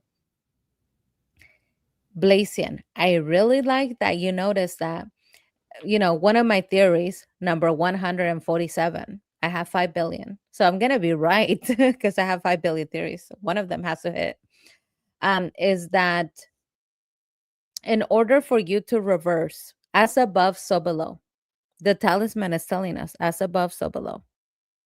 My theory is in order for you to reverse what happened to these children, you are going to have to undo the sacrifice by sacrificing yourself. At the beginning, a town full of people, all of these people were willing to sacrifice their children in order to gain something for themselves. If I am that child, there is no way that you are going to give me peace unless I see the opposite. I need to see a town full of people willing to sacrifice themselves selflessly for these children. Only there can I be free. Only there can I be at peace. So I like that you, Blazian, you are mentioning the dilemma here, that in order for you to get salvation for these children, you must sacrifice yourself. Just like the monsters got eternal life and they sacrificed the children. As above, so below. It makes perfect sense. The writer has told us that this is an elegant machine he's working. The answers to the end are at the beginning. If we don't want to listen, that's on us. But he has told us that this is a loop. The answers to the end are at the beginning, and that everything is there. He's already told you. So we overcomplicate sometimes things that are already said in the show. And I think that you're right, Blazian. My theory is to undo the sacrifice, you literally undo the sacrifice. The whole town has to be willing to say to Jade, Jade, I'm going to go down into the tunnels like a warrior. I'm willing to die for you, the children, and the world. It is not a coincidence that they have mentioned the trolley problem, the ethical dilemma, the moral dilemma. They have mentioned that early on because they told us at the end of the day, this is going to be a moral and ethical dilemma. but the children feel that they have chosen the best people. This is why you don't see bad people in From. One of you asked a very important question. How come we don't see bad people in From? Somebody that goes around stealing things, murdering, or like doing bad things to others. We only see people that are kind of okay people and then really good people. What Mhm. are the odds? I think it's because the children choose you. They're trying to beat the odds and choose the very best people that they can to make the very best choices, and then putting the ethical dilemma to those people, hoping that they will make the right choice. And that's what I think it's going to come down to. It's going to be this group of people having to make the difficult choice. Every single other loop, they didn't. Every single other loop, when Jay told them, "Hey, do you want to save some kids with me?" They said, "No, we would rather kill you and save ourselves." And they failed. Yeah. So at some point, they have to lose their life, sacrifice, and say, "Guess what, Jade? We do want to save some kids today. Willing to make that choice. Yeah. We'll die." But I like what Jeremy says. So my theory is the town has to sacrifice themselves for the kids, because at the beginning, they sacrificed the kids for the town. Easy peasy, undo it. But then Jeremy brings up something he added to my theory, which I really, really like. They have been talking about the Bible. They have been talking, Sophia brings it up. God didn't really want this person to kill their son. Mm. She just wanted to see if he would do it. That was enough. That was the satisfaction that he needed. So then Jeremy, being the ultimate optimistic person and sweet person, he said maybe the kids will see that the whole town wants to sacrifice, and that'll be enough. They'll say, Yeah, "Okay, I'll open the tree. You guys all get to go home." the act of being willing to sacrifice themselves for these children, will that in and of itself be enough? Do they actually have to sacrifice themselves, or do they just need to be willing to sacrifice themselves? I guess, yeah, is an interesting possible scenario, I guess we could see. But no, I like it. I think we're seeing that this whole story literally started with human sacrifice, with child sacrifice. What's to say some kind of sacrifice isn't going to be what takes to end it? That's what started it. Maybe that's what it's going to need to end it. It could add some very interesting kind of cosmic symmetry to the story, if nothing else. And again, and that would also kind of fulfill the whole prophecy of the story ending where it began, with a sacrifice. But yeah, I'm looking forward to it. I'm looking forward to seeing where these final 2 episodes are going to bring us. I really hope they give us something pretty big to chew on while we wait for season 5. And now I'm even more excited to get into Severance afterwards, because again, Severance is such a fucking good show. And for any of you who maybe haven't had a chance to watch it, this could be your chance to check it out for the first time. If you want to watch it along with us and join the discussions. Again, if you like From, I definitely get the feeling you're probably going to really enjoy Severance as well. It's such a fun show. But thank you so much, Blazin1, for the $5. I very much appreciate you, my friend. And I owe you and everybody a whoa. There we have it, ladies and gents. But that is going to do it for us tonight on this fine Fromville hour. And again, I'm really looking forward to these final 2 episodes. I can't wait to see where this story is going to end. How much are they going to give us? How much are they going to save for the final season? Definitely cannot wait to see that. But I am also super excited now at the prospect of diving into Severance once again with each and every one of you. I think that's going to be so fun. It's a show that I've really wanted to rewatch for a long time now. And again, if you haven't seen it, I think you'll definitely enjoy it if you're a From fan. It's such a fun show, such a rich show. And we have so much fun discussing it with each and every one of you.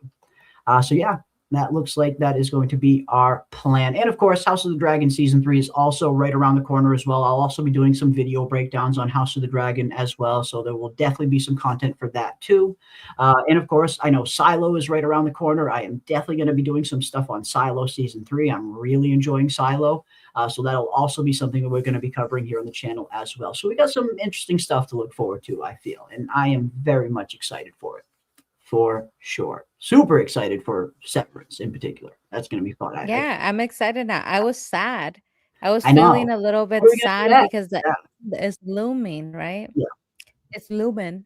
the end is coming for From, but But I guess I'll stay here. I was saying goodbye. I was like, goodbye, my yeah, loves. not yet. Guess We're what? I'm pulling you hanging back on. in. Just when you think you're out, they pull you back Always in. does that, guy. But no, I think that should be fun. I think that'll be super fun. Severance is such a fun show. And again, I think if you like From, you'll probably like Severance as well. It's so freaking good. So yeah, that will be the plan. But that is going to do it for us tonight, ladies and gentlemen. And of course, as promised, I will play one of our famous Severance intros and outros. And hopefully you guys can come and join us on this Severance rewatch party when it begins, when From ends. But until then, stay safe out there, ladies and gentlemen. Keep those tinfoil hats on, folks. And I will see all of you on the next one. Cheers.